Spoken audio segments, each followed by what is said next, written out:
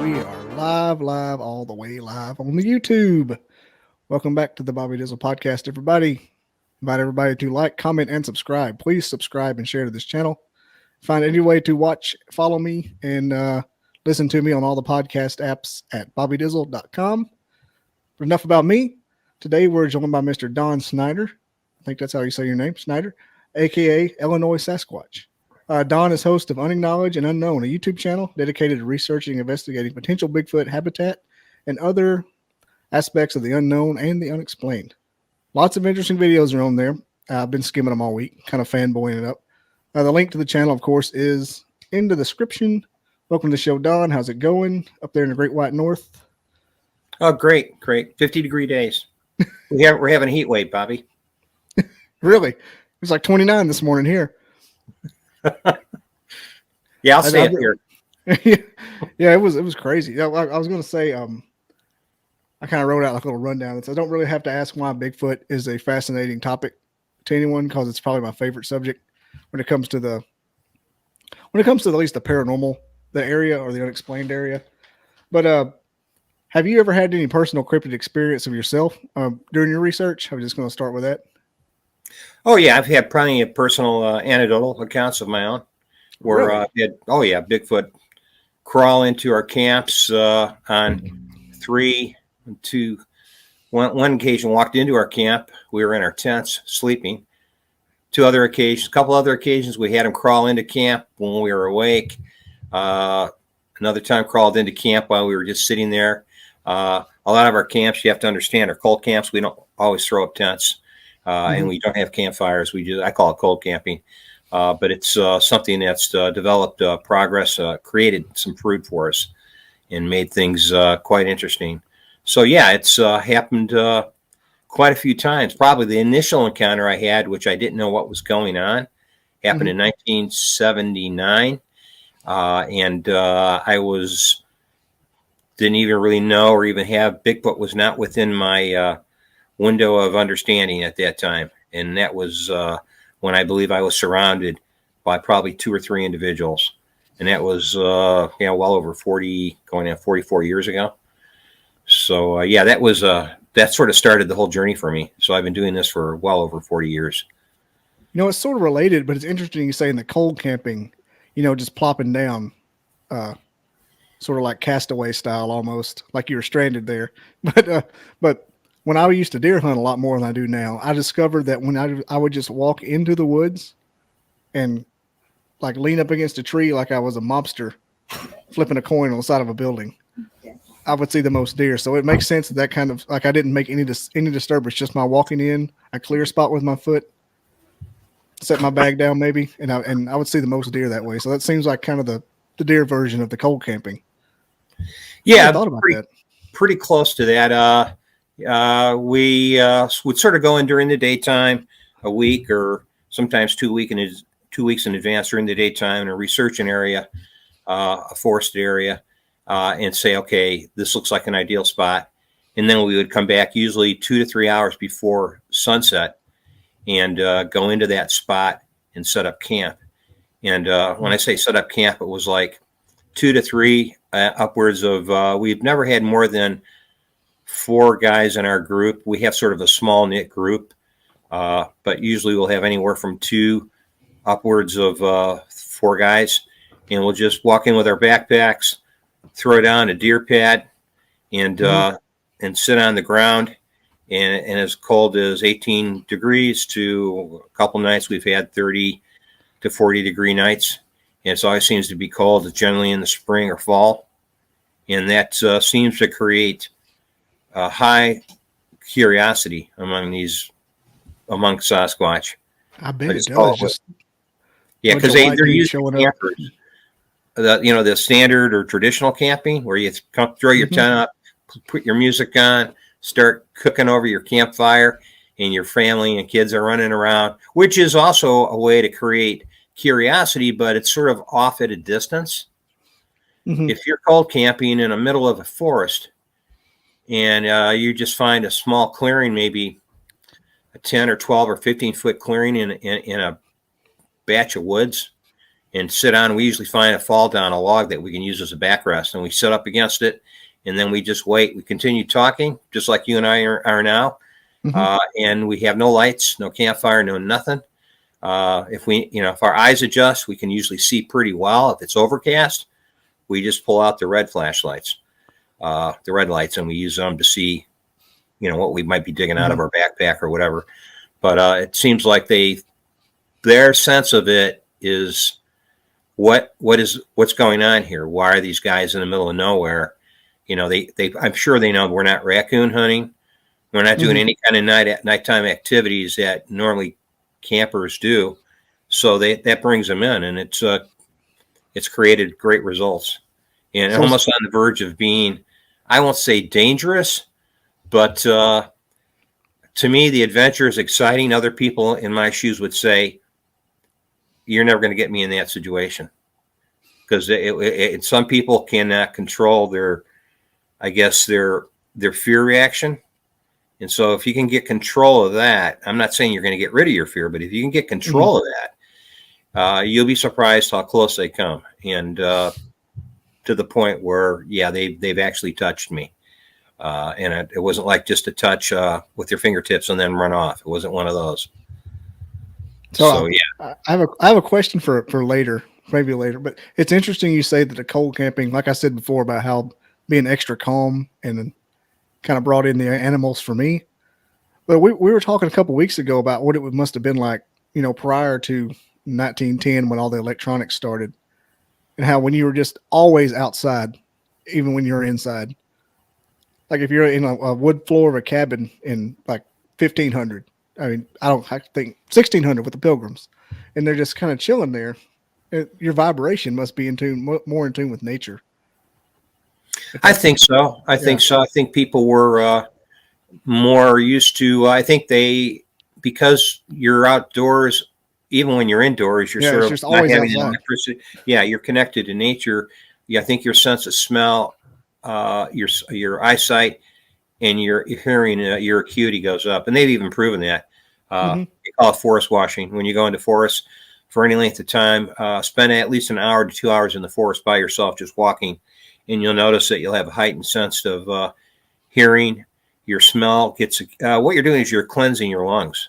You're purging all the toxins out of your body to some degree, and so you imagine I've noticed after 4 to 5 days, my sense of hearing, my acuity goes up.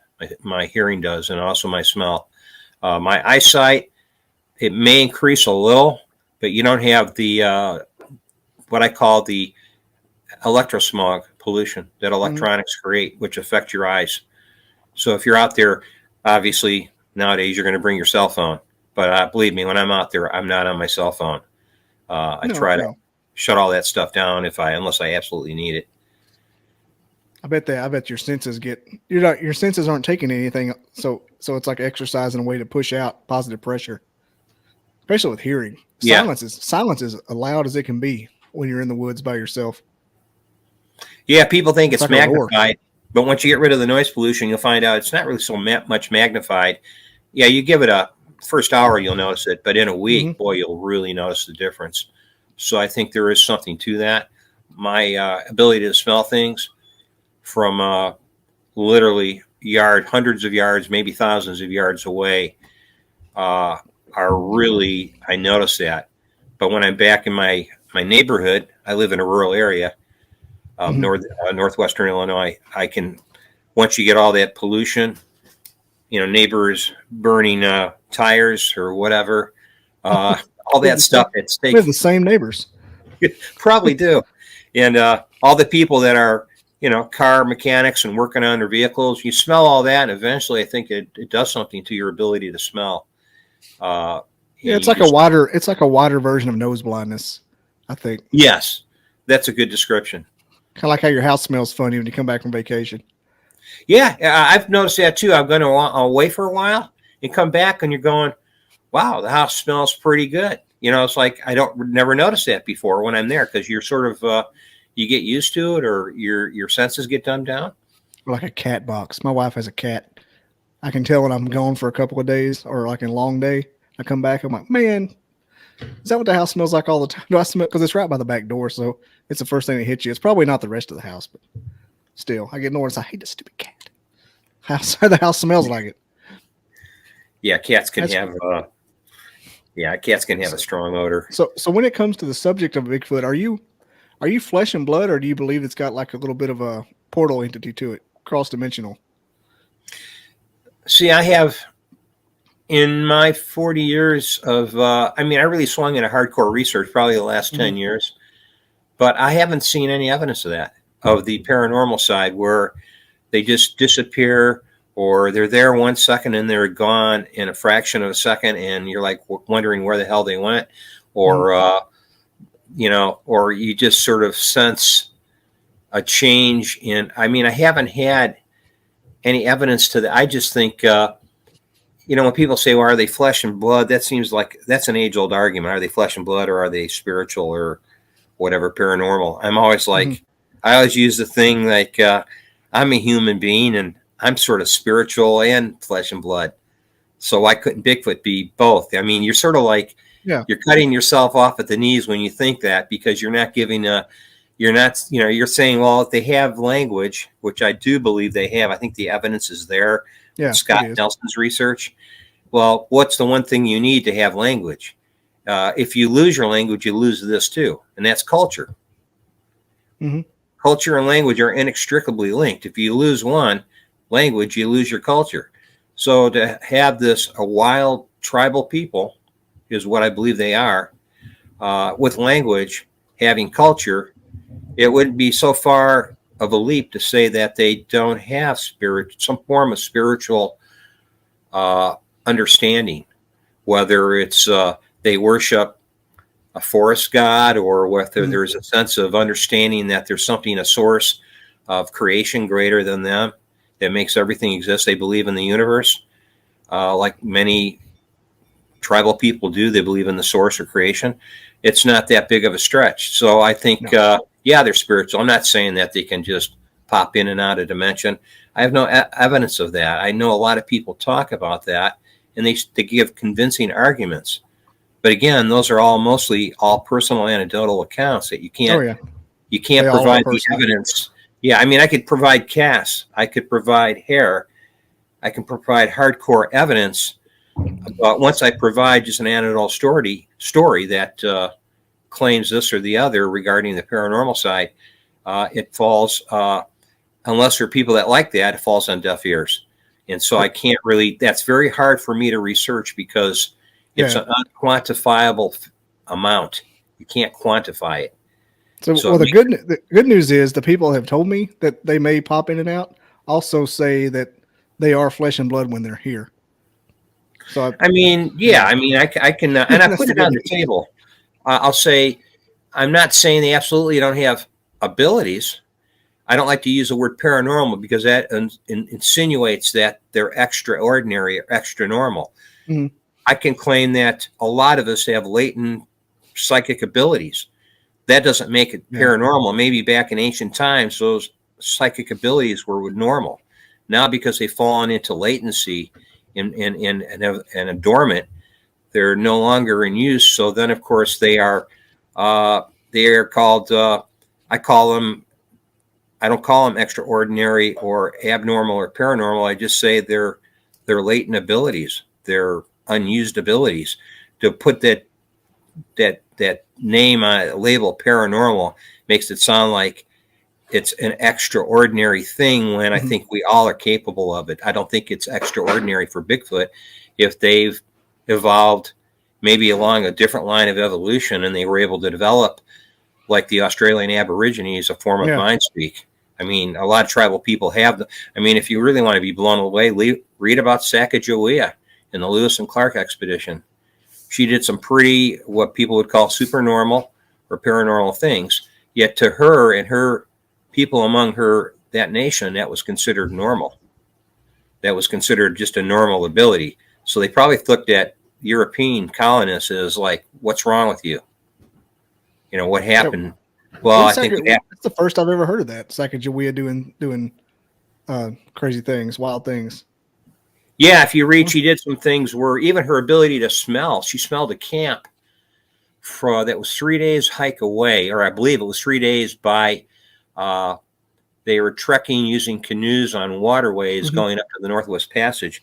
But it was 3 days journey away. She claimed, she described the kind of food they were cooking, how many people were in the camp, and it was like 3 days away. Well, if you walk an average of 30 or more miles a day, that's 90 to 100 miles, 3 days. So 3 days travel, and she could smell that.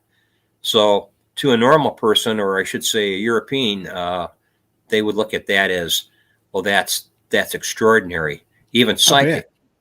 Yeah, but I think it was just her sense of smell was so incredible that she picked up on that. But I think she also had the abilities, I call them, I don't like to say paranormal, I say consciousness abilities. You know, we're all conscious, but some people's consciousness is not maybe as expanded.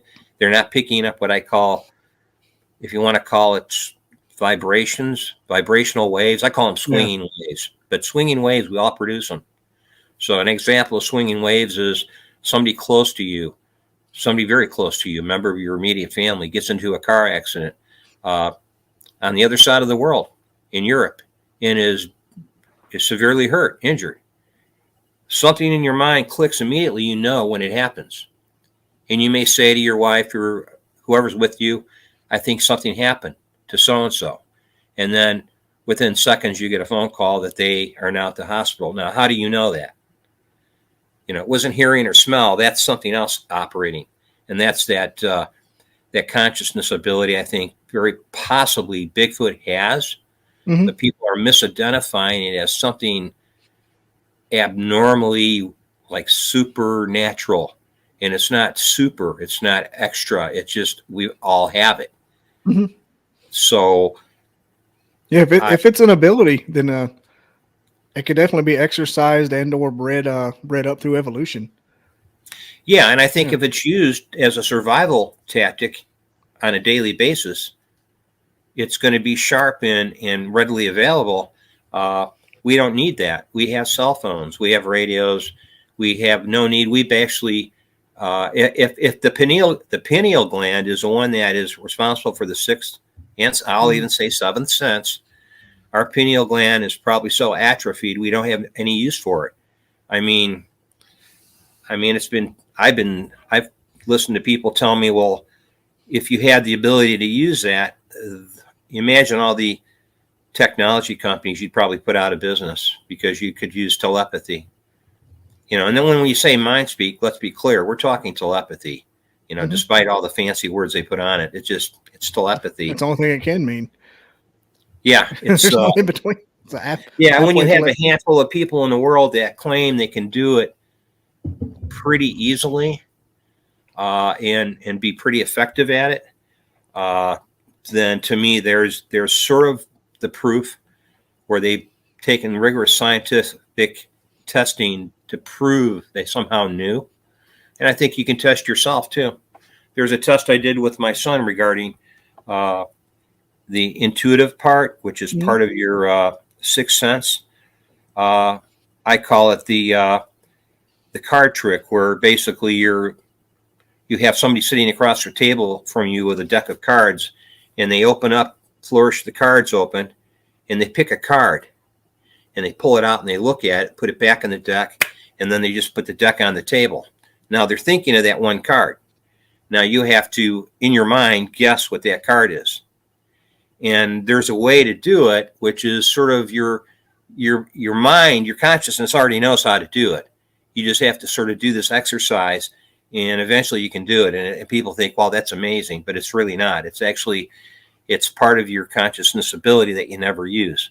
But I was able to, on the second and third attempt, I was able to do it. The first attempt I missed. My son now, he was practicing, and he was able to do it every time. And we're not magicians. I'm not a fortune teller, and I definitely am not a psychic. So I have to leave. Yeah, sorry, go ahead. But I put all that stuff, I leave it on the table regarding Bigfoot, what if or what could they do? Because until I somehow can get evidence of that and do a study where a Bigfoot somehow participates in that study, I can only say it's conjecture and speculation, which to me doesn't get me very far as hard evidence. It doesn't get me very far. It makes great talking points and is great entertainment, but if you've watched my channel, I'm not really an entertainment channel. It's pretty entertaining. Some of the stuff in the woods is fun. It's entertaining for people that are sort of understand that or are tuned for that. But if people that want to hear the talking points, like the fearful side of it and the colorful side of it, I tell people my channel is just it's evidence based and it's pretty boring and dull. But yet there's people that are in the scientific community like watching that kind of stuff because they're fact-based people. They're people that need the hard evidence. You want to know something creepy? And it's about to get really weird. But my friend Jimmy C, like my oldest friend in the world, I was texting him earlier. I sent him the link to this. I said, if you want to co-host or just jump in and talk, go ahead. But me and him have been talking for about 3 weeks about psychically making people appear in certain places. And right when you started talking about that, he showed up in the studio. Interesting. Well, there is add him in. This is Jim here. He popped in there. I'm like, well, this is weird. Well, it's good. I don't believe in coincidence either. So, dude, that was scary. When you started talking about that, I started thinking about him. He showed up. Can you hear us, Jim? I think you're muted. Bottom left. Production value. And, hey, Don, this is Jimmy C. We're talking about Bigfoots and psychics, and when we were talking about it, you showed up with the conversation we were talking about, and it was really weird. Felt something calling my name. Dude, it was insane. It was exactly what we're talking about. What he works at a particular store, and he thought about somebody, and then a couple of days later they showed up, so we're running a test now to see if somebody else will show up. Anyway, we'll get back to it. Jim, if you have any questions for Don, he's likes to research Bigfoot habitat and unexplained and unknown things. He's got a cool channel. But I was going to ask next, can you run down like the average experience? Like, run down the most interesting Bigfoot experience you had in the cold camp. The one where they touched you. I want to hear about that. You intrigue me. There's so many of them. Oh yeah, I can tell you about that one. There was 5 of us in our group showed up in a place in north central Wisconsin to do it was a research area we were interested in. Mm-hmm. And we were there for a week. I believe it was 6 days and 5 nights. And the 5th guy, he had to leave a day early and go back to Boulder, Colorado. And so that was Mitch. So it was left with us and me and the other 3 guys. So we all had our own tents. We had 4 tents, all pitched at night. This is the 3rd or 4th night in. And I'm in, I had the smallest tent of the group. I had a little mountain alpine tent. I barely can fit in it. It's a 1-man tent. And I had it was about 3:30, quarter to 4 in the morning, a.m. And I got into a habit when I camp. I usually have a mason jar or a wide mouth Gatorade bottle. Mm. So if I wake up, instead of just unzipping the tent, walking out in the pitch black with a flashlight, I can just go in the bottle, cap it, turn the light off. Well, that's exactly what happened. About 3:30, not even quarter to 4, I get the urge, turn the tent light on,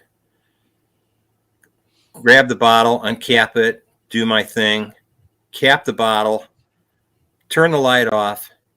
This couldn't have taken more than a minute and a half. I laid down, and instead of laying on my back, I laid on my right side. And so that put my back to put it inches away from the back wall of my tent. Well, I couldn't have been laying there on my right side for more than, I want to say 10, maybe 15 seconds at most. And I just hear from behind my tent this approach of this walking, thump, thump, thump, thump. And we were actually in an area that was a foreclosed home. The woman let us stay there in the backyard, and her house is surrounded on all 4 sides by forest. and she has had encounters of different kinds of cryptids, not just Bigfoot. So we were able to get there the last minute and procure that area to camp in. And so this thing walks up, I hear thump, thump, thump, and it reached over. I had a series of shopping bags. I think I had 3 shopping bags lined up outside my tent behind the back wall. And these were paper bags. They weren't plastic. I had the plastic inside of them, but I had like coffee, sugar, a loaf of bread, stuff that I shouldn't have because they're this black bear country. Yeah. Forget Bigfoot. That's bear stuff there. Yeah, it's bear stuff. So I'm thinking, oh, yeah, this thing's just a bear. It's going to start rummaging through the bags. Next thing I know, I feel what felt like a hand. Something pushed in the ripstop nylon on my tent, and I felt this hand in the middle of my back. And it was just like, it wasn't just touching me. It was touching me at first, and then the next thing I know, it was pushing me. And I sort of gave it a little resistance, and eventually it rolled me onto my stomach. And then it just walked away, same like when it walked up. It just bipedal walking walked away. Now, it was an overcast night. Mm-hmm. There's no way, and that's one of the reasons why I didn't want to go out at night, because you'd have to have a flashlight. But that night, we had a thunderstorm rolling in. We had rain clouds, but we didn't get rain. But you could not see. You could see probably a foot or two in front of you. So I thought, is it one of the guys not using a flashlight? And I'm thinking, there's no way in hell they could walk around without a flashlight, because we had stuff in camp and you'd be tripping over stuff. There's no way. But the next morning we got up to discuss it. And one of my friends, Dave, he goes, well, he says, I heard something scratching at my tent, like raking his fingernails across the outside, the taffeta on the tent, just raking his fingernails across it. And I said, what did you think? Well, he had a pet fox with him, but the fox, he had him in an enclosure on the other side of the tent in one of those doggy kennels. But he said, yeah, there's no way. He says the fox could have got out. And he said, plus it was too high up on the tent. He said it was like at the 4.5, 5 foot level. And I says, sound like a human, like raking their fingernails across the outside? He goes, that's exactly what it sounded like. So we came to the conclusion there might have been more than one. We just didn't think there was one running from tent to tent doing all this. So that was sort of, when that happened to me, like I said, my jaw dropped. I laid there on my stomach. I wanted to yell out to the guy. He was probably, Ricky was probably 8 feet away from me, 9 feet away from me. His tent was just to the south of me. And I wanted, hey, Rick, there's something here, and then I thought, well, maybe I won't do that because this thing would take off running. But it walked away casually, like it had no concern. And I talked to the other 3 guys, and we're all serious researchers. We don't play games. We don't trick each other. We don't play practical jokes. The 7-8 years we've been doing this, we haven't done this to each other. We haven't tricked each other. We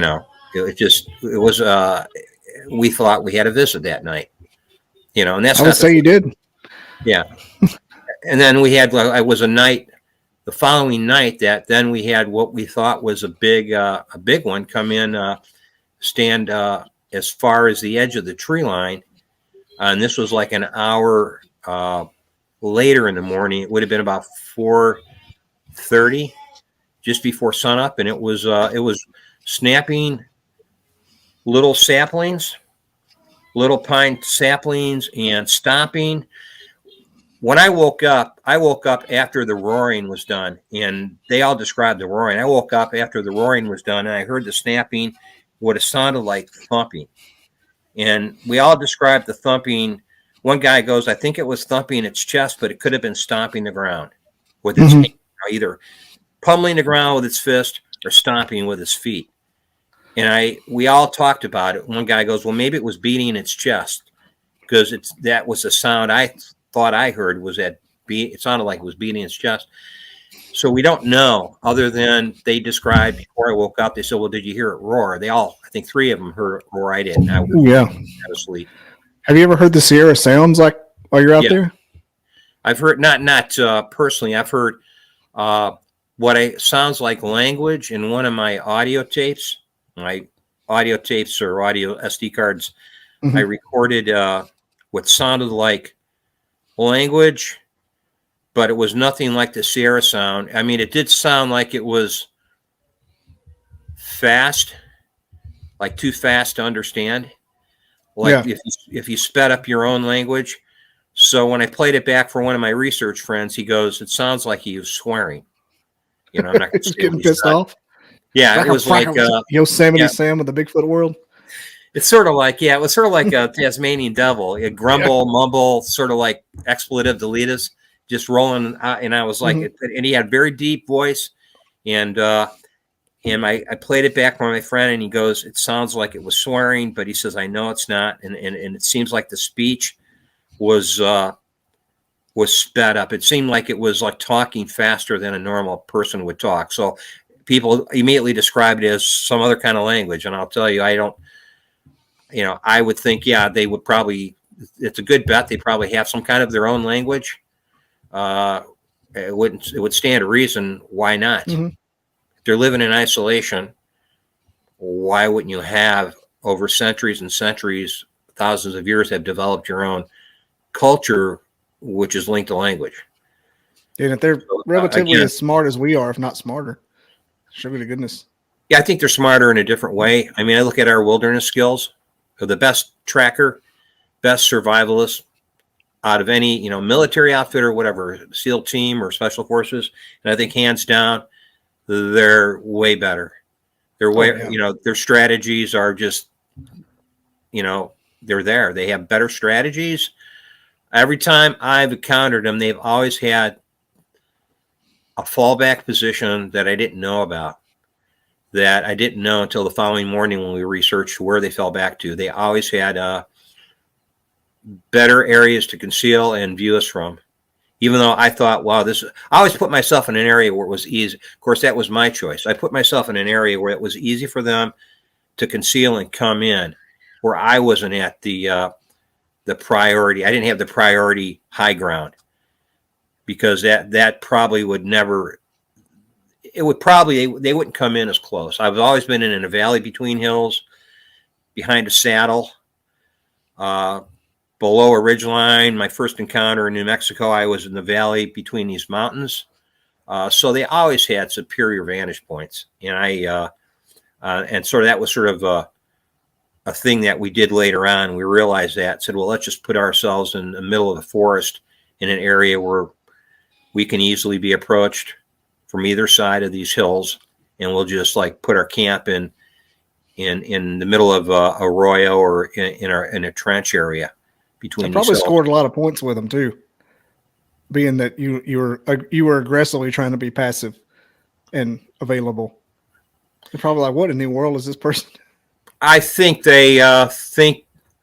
Well, you mentioned that. I always wondered about that, because we had one incident where the first time I saw them on thermal in this one area, where they actually, we saw one 90 feet at our 12 o'clock, where we were sitting in the middle of this huge sort of forested area on private property. And I was had my thermal up to my eye, my monocular, and I'm looking straight ahead.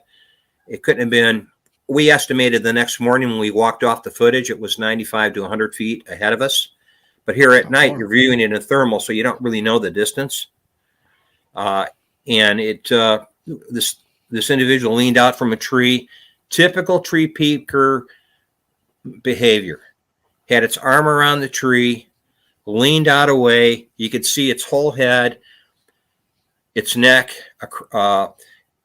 its chest, all the way down to its left hip and part of its upper thigh leaning out.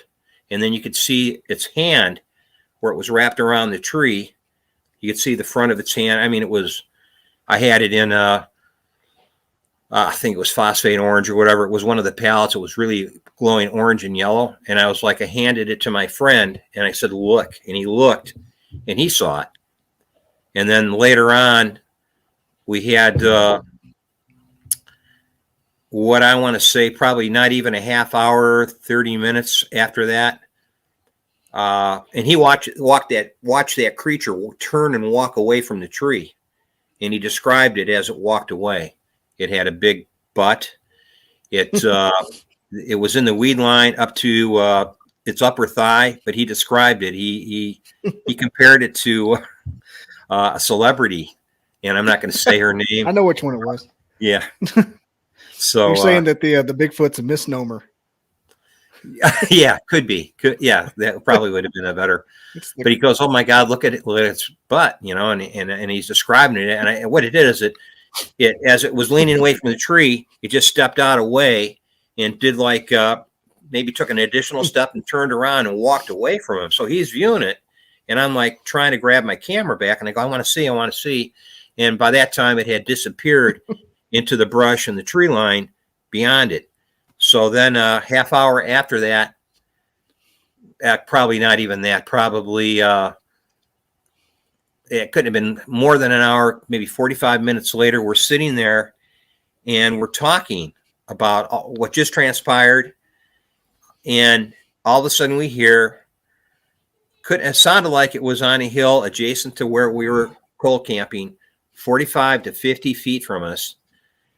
Is the base of this hill. And as it goes up at an incline, to the top of the little summit of this hill, it couldn't have been more than 120 feet.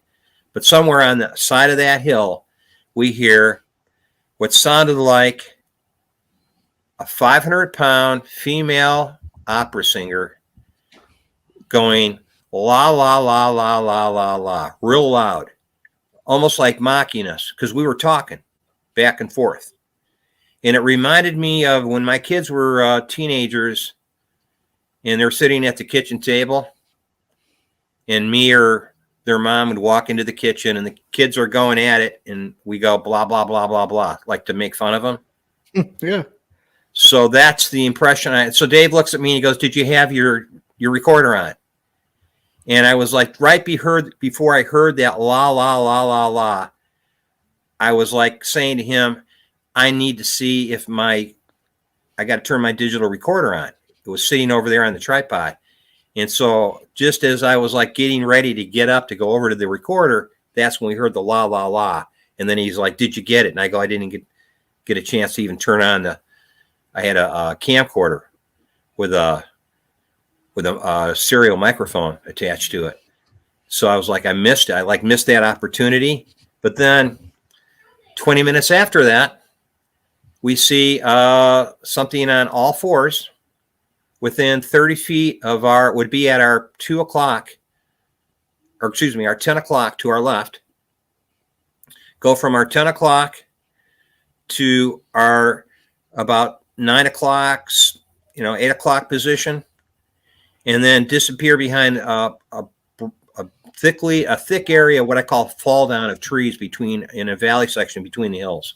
It crawled behind this brush pile. So I watched it crawling, and then I gave the camera to Dave, and then he watched it crawl behind the brush pile. And as I'm watching it crawl, I'm going, I don't see a head. I don't see a tail. I see what appears to be the back, the area where the haunches are or where the thighs attach. And I saw what would appear to be our shoulders, and then this back. No head, no tail. I could barely see the upper part of its arm. Mm-hmm. Maybe just the top of its haunches where it attaches to their hips. But that's all I saw. So in my mind, I'm thinking, is this a cougar? Or a mountain lion without a tail? I don't see the head of the mountain lion, and it's crawling about as fast as you can walk, as a person could walk, at a somewhat brisk pace.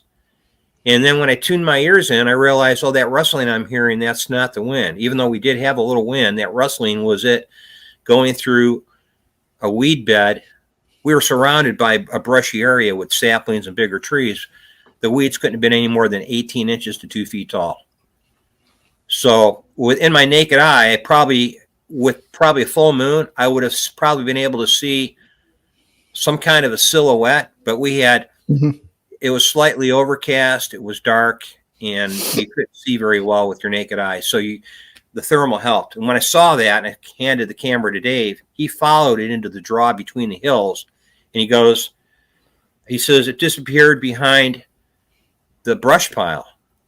And then he goes, wait a second, it just popped its head up above the brush pile. It's looking right back at me. So it stood up? It stood up, yeah, or crawled up behind the brush pile. So at that point, we realized, and then I saw some pictures of Bigfoot spider crawling, artist depictions, and I realized then it made sense to me. I've heard of them. I've heard accounts of that happening before, doing like the alligator walk. Yeah. One guy said it looked like a bison. It was sort of weird that we, in my mind, we're thinking, is this the same creature we just spotted at 95 feet away? The first thermal hit we had was at that same creature because he walked away, or was it another individual that crawled back? I mean, it could have been a combination of either.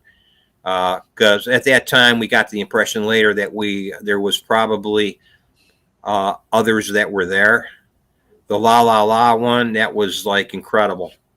It was like he has heard Bigfoot. I've heard Bigfoot on my parabolic, and I've never heard one sound like basso profundo, deep voiced woman.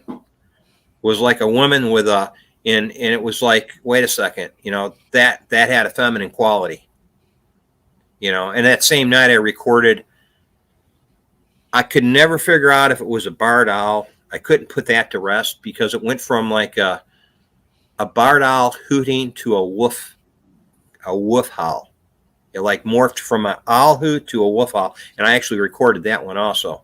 But that all happened during one night. And this is an area of high activity, probably the highest activity in Illinois.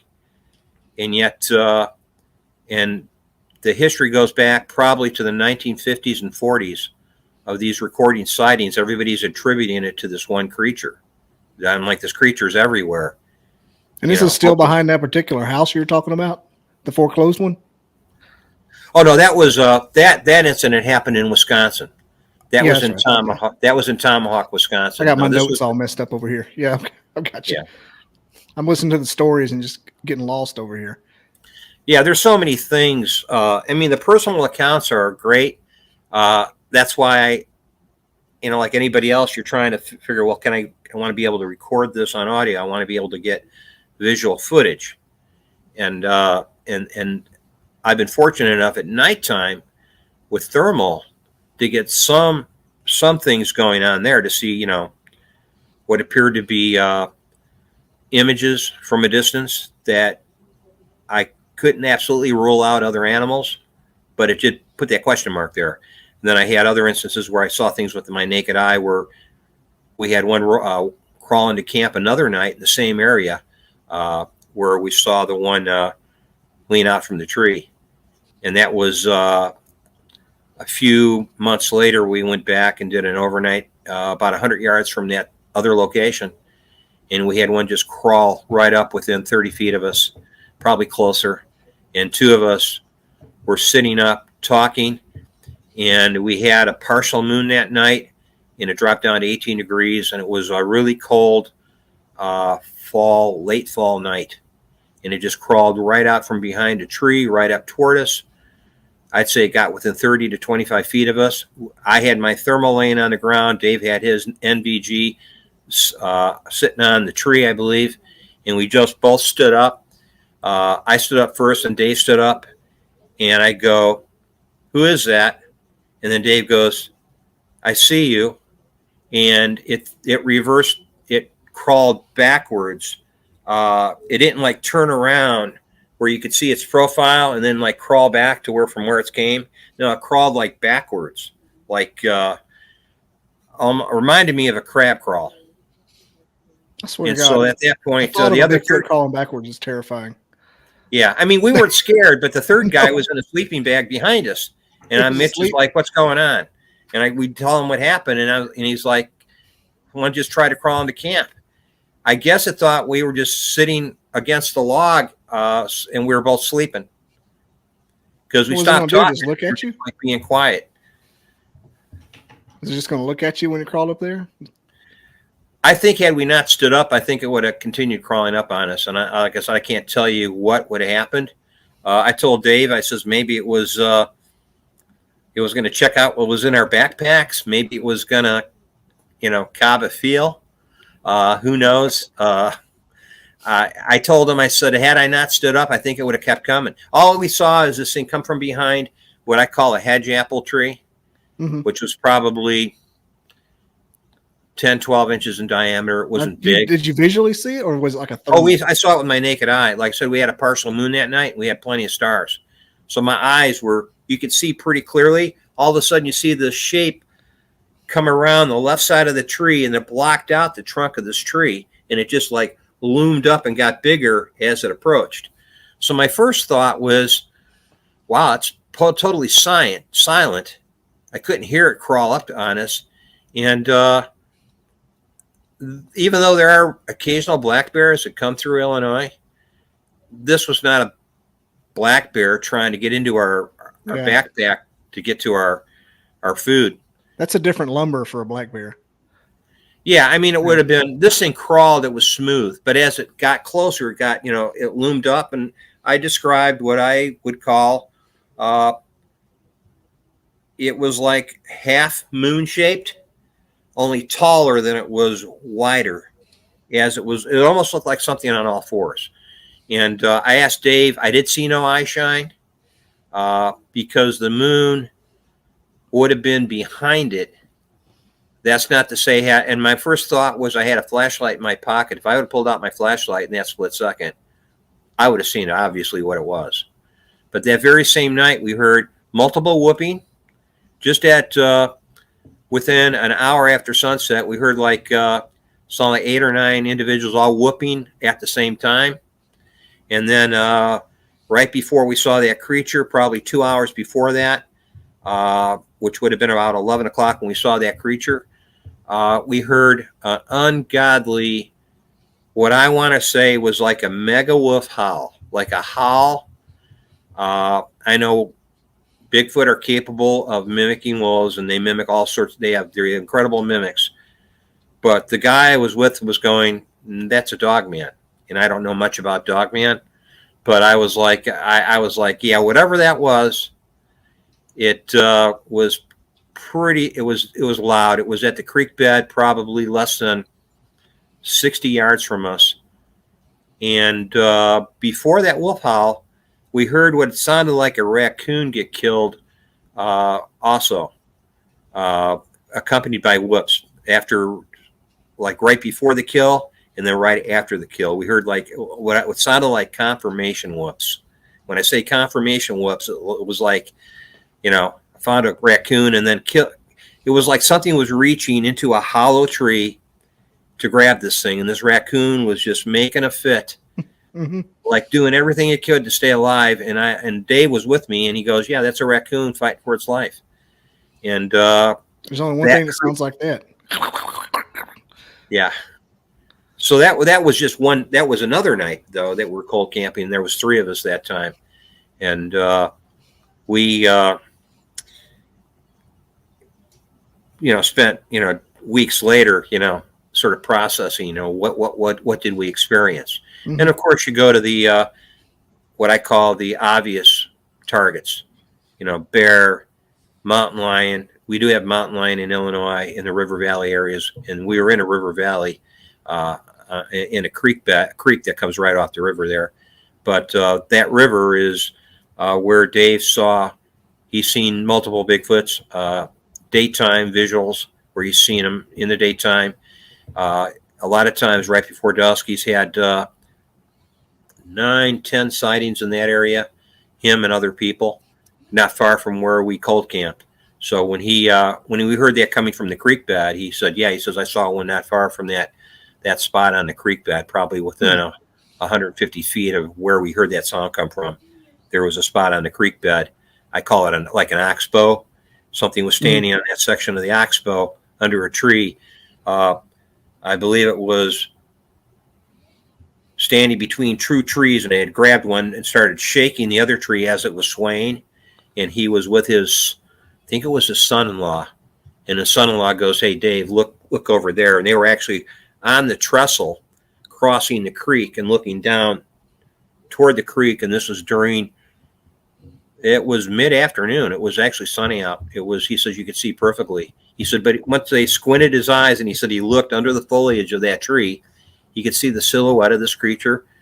Just as it was swaying, it was shaking the tree.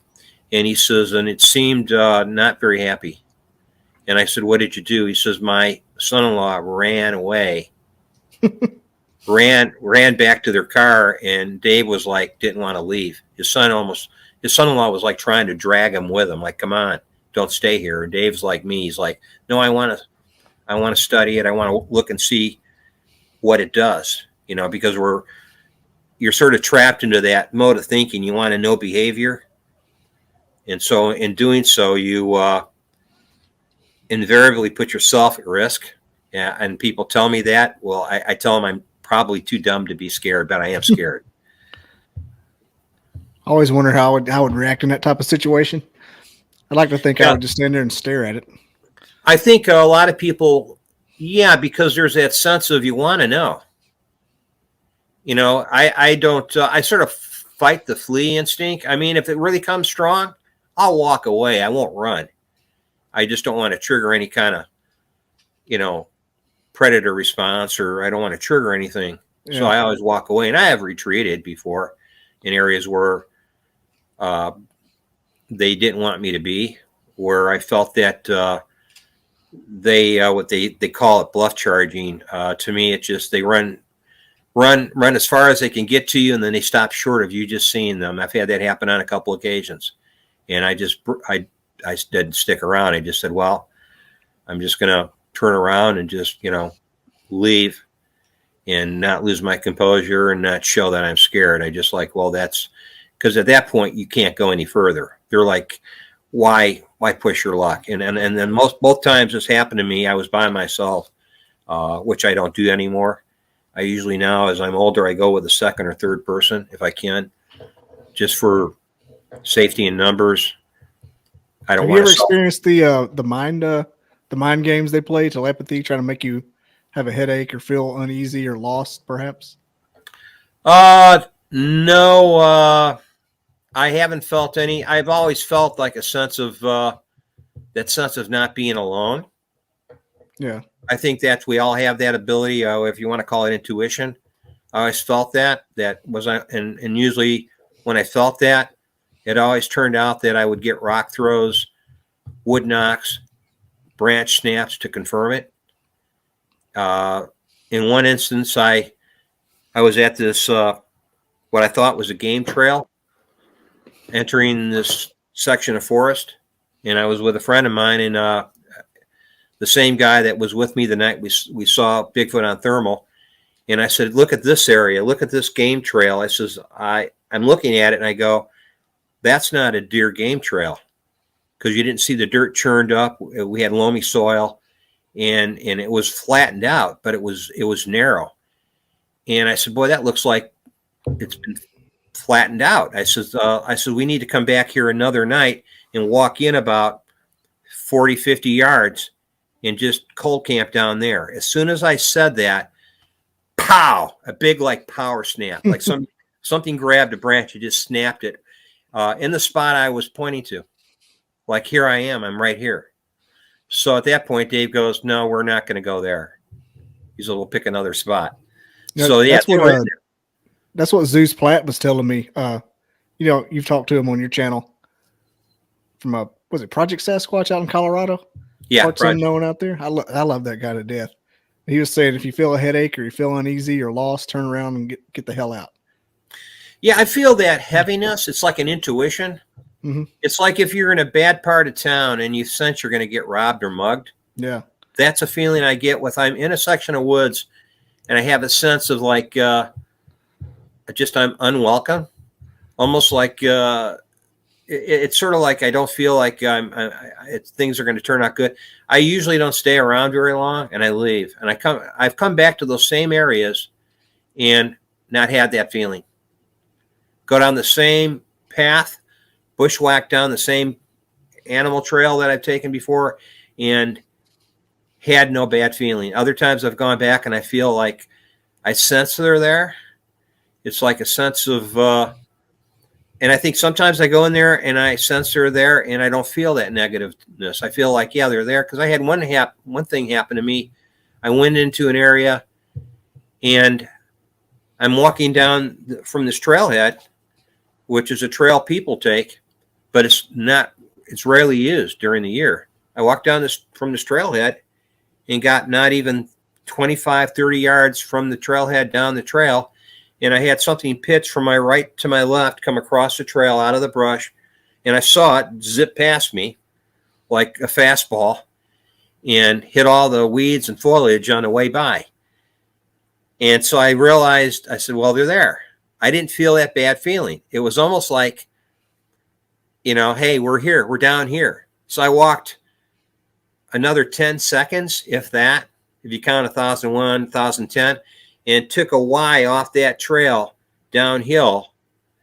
And at 1,010, that's when I heard the knock. And the knock came from like, if I would have walked another 30 to 40 feet through the brush, it was right there. It was right. That's how close it was to me. It was like the wood knock it was not a loud knock. It was like pow. And I think it was to serve two purposes: to warn members of their own kind, hey, we got a human here, and also to let me know, hey, I'm right here, and you're gonna keep walking, you're gonna see me. So at that point, I had a bag full of pumpkins from Halloween. Hey, they love pumpkins. And I was feeding the deer because it's a dewormer for deer and cattle. Deer love them too. Deer destroy a pumpkin. Yeah, and that's what I was bringing them in for the deer. But I went to my area where I do Bigfoot research, and I thought, I'll just drop it for the deer. And they warned me they were there. And I went back weeks, maybe a month later, and those pumpkins were decomposed. Nothing touched them. The deer didn't eat them or nothing. Now I had gone to other areas in that same forest, and like you said, the deers they devoured those pumpkins. So it was almost stuck on their heads. I love to see that. No, I've heard of I've seen them with boxes and buckets on their head. But they'll get their head, like, especially like a spike with the little antlers. They'll get their head in that pumpkin, get hung, and they'll look around. It looks like a headless horseman. Maybe that's responsible for some of the crazy sightings. Can you People imagine? get scared. Yeah, it's like a Wendigo. Skinwalker is just a head. I think a lot of that stuff can be explained away by normal stuff like that. Mm-hmm. People just don't give themselves a chance to like calm down. Let's just take a better look and see what's going on. I think that'd be freaking hilarious. Do you ever do anything like gifting or wood knocking yourself? Or do you take Zeus's advice and don't try that? I don't wood knock. I think you have to experiment with everything. I experimented with, like, I was doing really soft wood knocks one day. And this is in a highly active area I go to, just like tapping. And they reproduced those taps back to me. They mirrored them. And that's when I said, okay, that's enough. That's my proof. I didn't go in there and like take a Louisville Slugger and do power knocks on a tree. I went up to, it was like a 6x6 fence post at the entrance to the trailhead. And I happened to have a walking stick. And I just took it and I went bam, bam, bam, bam, like 3 or 4 times. And I waited. And about a half minute later, bam, bam, bam, identical. I did that a few times, and that was like my answer that, yes, they will respond. But it was like they knew it was not another Bigfoot. I could tell by, I think there's a sense of you're tricking them. And had this thing been tricked and found out it's not one of its clan or whatever family member, I think it's tantamount to tricking them and pissing them off, and I'm not going to do that. That's why I don't wood knock anymore. I don't suggest people go in there screaming and hollering. As happened to my friend Dave, he did that. He was asked to do a convincing vocalization, and he paid for that. And he will never. I ask him every now and then, just joking, why don't you do a vocalization? He looks at me like, go to hell. Well, they did. They charged through some rocks. Oh, he got surrounded by a group of them. He said it was like being at the ape house in the zoo. He said they just, like a bunch of chimpanzees, going crazy. He says they surrounded him. You could see him going from tree to tree. I asked him how many. He said he counted up to 8, maybe 9, but he believes there were more. And he says, Don, before I did the vocalization, he says, I could not see nothing. It was during the daytime. He's like, they were nowhere to be seen. He asked me, so where did they come out of?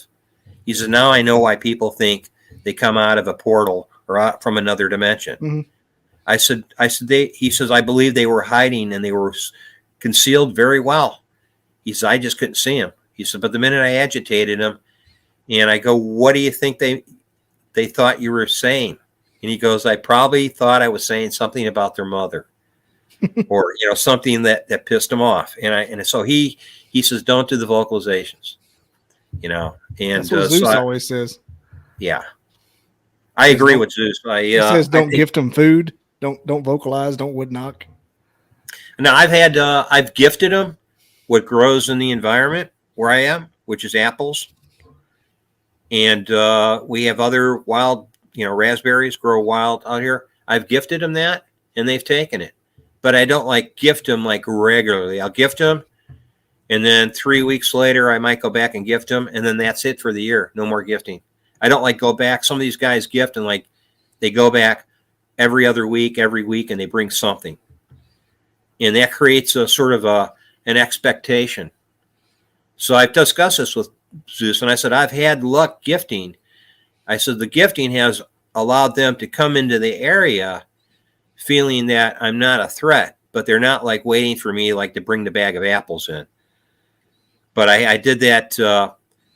I've gifted I've gifted more than half a dozen times, but I gift with quartz rocks, petrified wood, just really cool looking gemstones.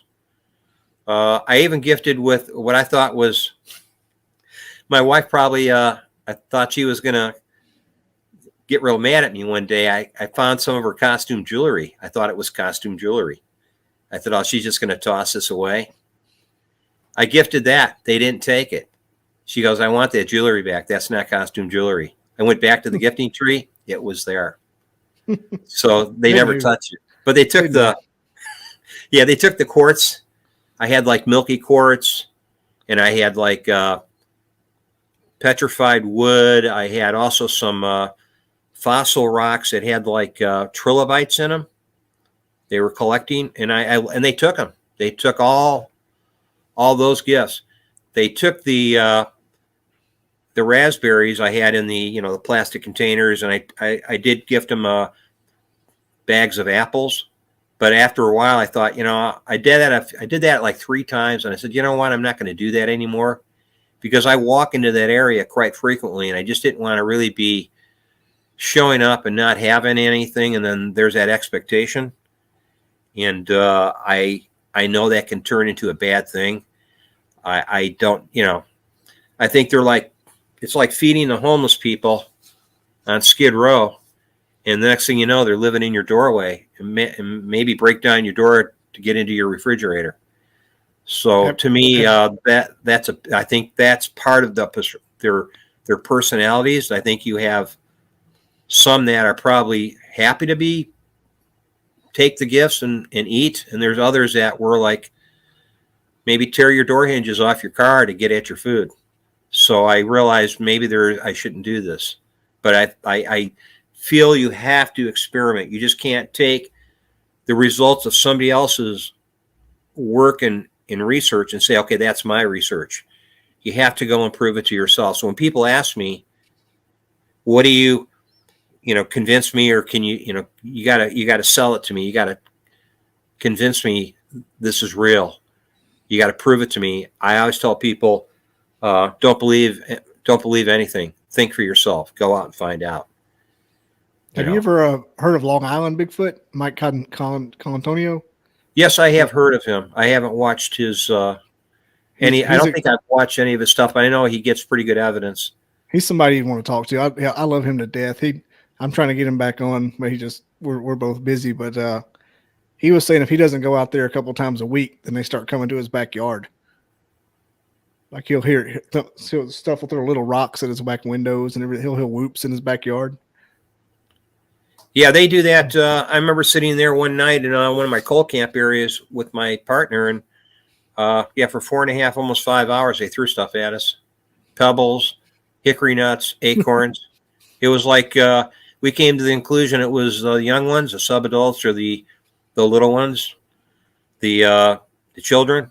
Were just having a great time. Once we stopped reacting, our reaction was like, okay, Dave, they threw another one. Up, that one just missed me. Up, that one landed by our feet. Finally, we stopped talking about it, and they stopped doing it. So once we stopped giving them a reaction response, they lost interest. You know, it's sort of like, it's like toddlers. You know, they'll keep going for their remote for your TV, but once you don't care if they grab the remote, they don't grab the remote anymore because they're not getting they throw their cup off the table till you quit picking it up. Exactly. That pisses me off so much. I have my grandson does that. He'll look at you as he's pushing that cup to the edge of the table, and then he looks for your response and he pushes it down onto the floor. Once you pretend you're not interested, he stops doing it. So we've had that happen where we don't. I don't necessarily believe there's this thing called. Some researchers refer to it as where they follow you home. I shouldn't say that. They have a word for it where it's like an attachment, where you have paranormal activities. It's never happened to me, but I've talked to people that claim it has happened to them, where they get a hit. It's called the hitchhiker effect. Yeah, that's what I was trying to think of it too.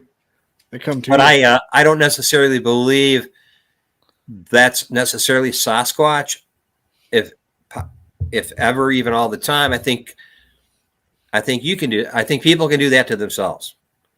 I think you can do things to yourself and not realize it comes from you. That's why I question mind speak, because even in mind speak, people will the first time hear that little voice in their head and assume it's something outside them talking to them. But if you don't know who, people go through their entire lives not knowing who they are. So they don't know if they're listening to that voice in their head is them or is it something else. So it has a lot to do with psychology too. I think part of it is MPD, multiple personality disorder. Where people have create these other personalities, and that's what they're hearing. Maybe you have to understand, we don't know enough about ourselves. If that's one thing it's taught me in Bigfoot research is I've really looked inward and I have learned a lot about who the hell I am. You know, why I'm out here doing this.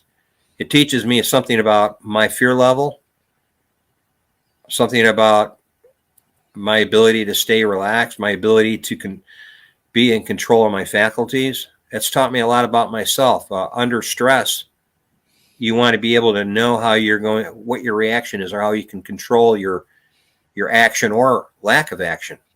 And if you can't do that, you're going to find out very quickly what you're made of when you're out in the field. And I've had people that have gone with me one time, and that was enough for them. They didn't want any part of it. What's your success rate on experiences? Is it like, can you pick out like an area, look for the, I was going to ask where you're at on the tree TPs and everything. Do you look for stuff like that? Yeah, it's relatively easy to find. I'd say my success rate is probably 98% of the time. I go out and pick an area that I'm going to research. I definitely always find some form of structure, even if it's old tree structures, tree formations that might have been abandoned 10 years before, but are still there. I find that all the time.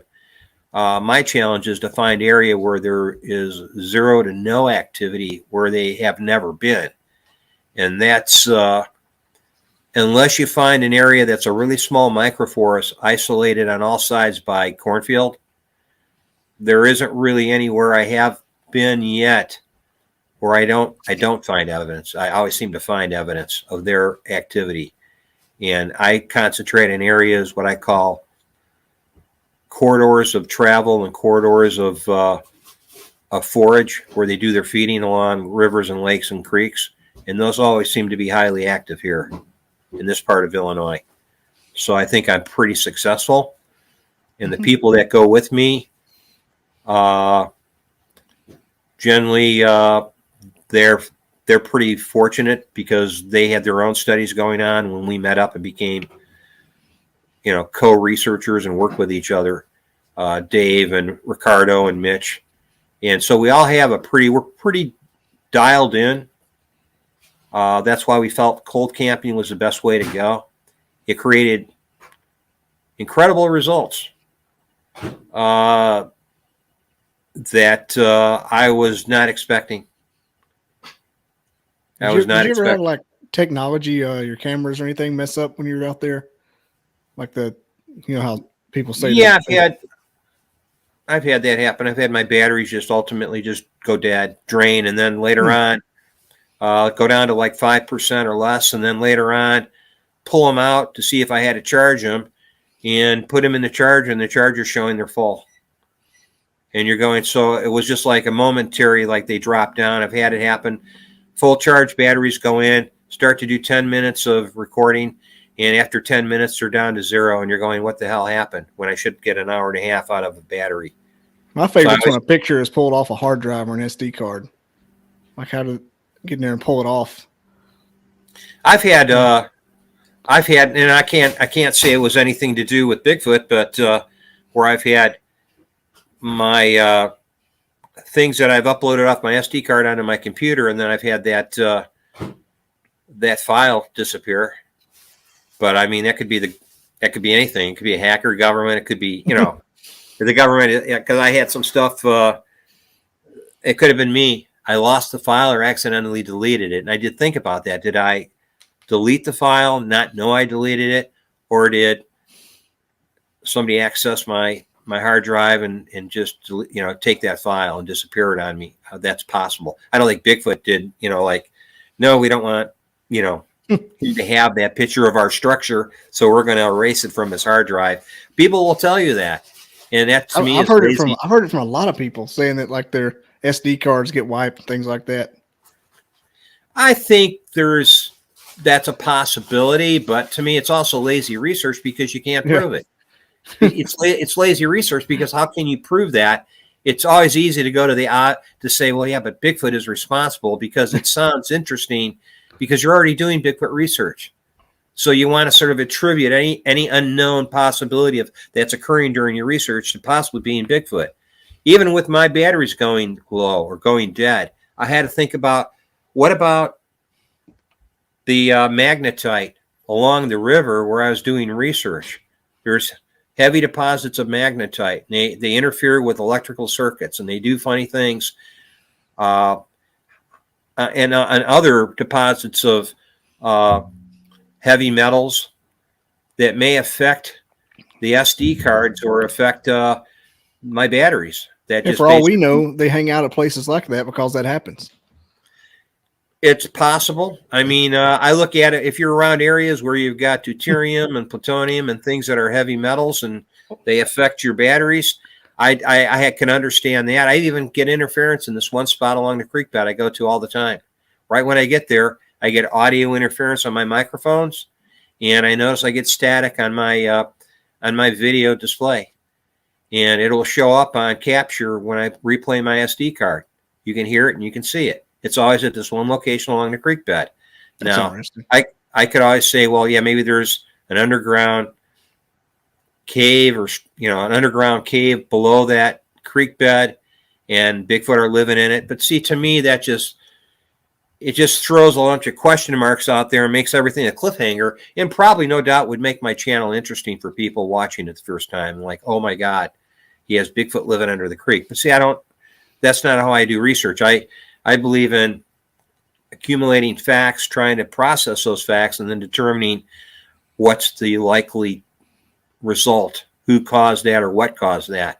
So far, I even made a video called The Electric Sasquatch about the possibility, are they dumping the power out of my batteries? Are they causing that? And if nothing else, it makes for a good trailer. It made it interesting, but but I had no proof of anything. It was interesting, but I just posited that as a possibility Not to mention there's probably 10 or 20 other possibilities that cause my batteries to go bad. And as an electrician, I had to look at that and say, well, yeah, but you might have a possibly bad battery, and it's going bad at the time you're losing power. That battery's starting to not retain a charge, and I've run into that before. So, but I thought it was just something I would posit as a possibility. I wasn't trying to sell it and say, oh, Bigfoot, they soaked all the energy out of my batteries. You know, I always carry a bag of batteries with me just for that reason. At least you're not posting giant pictures of blob squatch and circling tree bark saying it's a dog man. That's the best. I looked through your stuff. I'm like, I wouldn't even have felt. Full disclosure, I wouldn't even have faulted you if you did.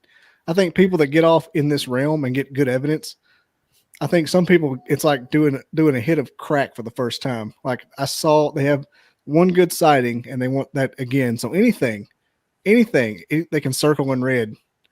Like, look at as a joke, or just for something to talk about. I'll do that with my friends. They'll do it with me, but we don't like share it with the public. We just like, hey, look, I saw this, circle it with a red marker, send it to me, or I'll send it to them, and they'll look at it and they go, what are we looking at here? And I'm like, I don't know. I just thought it'd be interesting, but it's not something like, you sort of have to question it. And then later on, it's not like I'm not a pareidolia king. I'm not to me, that's like the story about the emperor wears no clothes. Mm-hmm. You're just basically, you get enough people. I've had people send me my own footage back and say, there's two babies sitting at the end of this tree stump. And on the opposite side of the tree stump, you'll see its mom standing there. And I'm like, put it on my TV screen, on my 50-inch screen, and look at it and see nothing. And I tell the people, I'm sorry, I don't see anything. Now I could go with it and say, yeah, that's great. And then just let them, leave the circles in there and then put it up for the whole world to see and say, so-and-so said they saw Bigfoot in these images in my video. Isn't that fantastic? But that to me is dishonest. It lacks integrity, and I refuse to do that. And once I have to start doing that, then I'm just an entertainer and not a guy who wants to, I want to get to the bottom of it. I think some of it I already have answers for myself. And those are discussions or debates I can have with people that are serious in the field. And I've had those discussions with people that you probably know about in the field that are, I guess you want to say we're building our foundation on these people. Their research came before ours. Those are the people I try to collaborate with, or at least get feedback about, hey, what do you think of this? Am I just barking up the wrong tree, or is this got solid foundational evidence that I'm working with? And so those are the people I try to deal with. I don't try to go to another YouTuber who's showing pareidolia and say, what do you think of this? Because it doesn't do anything for me. I'll tell you what, I took a picture up in the woods, and Jim will know this. It's a spot where we used to camp as teenagers, way up in the woods behind my house growing up. And I was just messing around to see. I was doing the thing where you hold the camera behind your back and walk. I heard that was like a trick. I took a picture of it and sent it to somebody. They're like, I can do a paranormal analysis of it. And apparently I was standing next to a dog man in a next to where our tent was, Jim. He's like, there's a dog man right there. I'm like, dude, there's no depth in the picture. He took all the depth out of it and started circling stuff. In the street. Yeah, see, the problem when people try to enhance, or you drop it into Photoshop and you're trying to enhance, clean it up, sharpen the images. What people don't realize with digital imaging, you're still manipulating the photo. It's still being manipulated because you're taking those pixels and you're sharpening, enhancing them, putting filters on them to achieve what you approximate as an image of a dog man or a Bigfoot. So I can take a picture of the tree in my backyard and I could drop it into, I don't even have to use a good app like Adobe. I can just drop it into my standard Microsoft Photoshop and just play with it. And I guarantee you'll probably see some incredible stuff that really isn't there. It was, people are they're trying to sell this as the real thing, and I think it muddies the water for people that are doing, hard, boots on the ground research that are trying to actually progress the subject, to a point where I think we're not far from answering just about everything there is to answer about it, with the exception of probably determining an interaction with them as far as language and all that. And I think we're sort of on the border of that with Igor Burtsev's research. I think he's really he's doing some things that I can't prove any of it is what he's claiming is reality.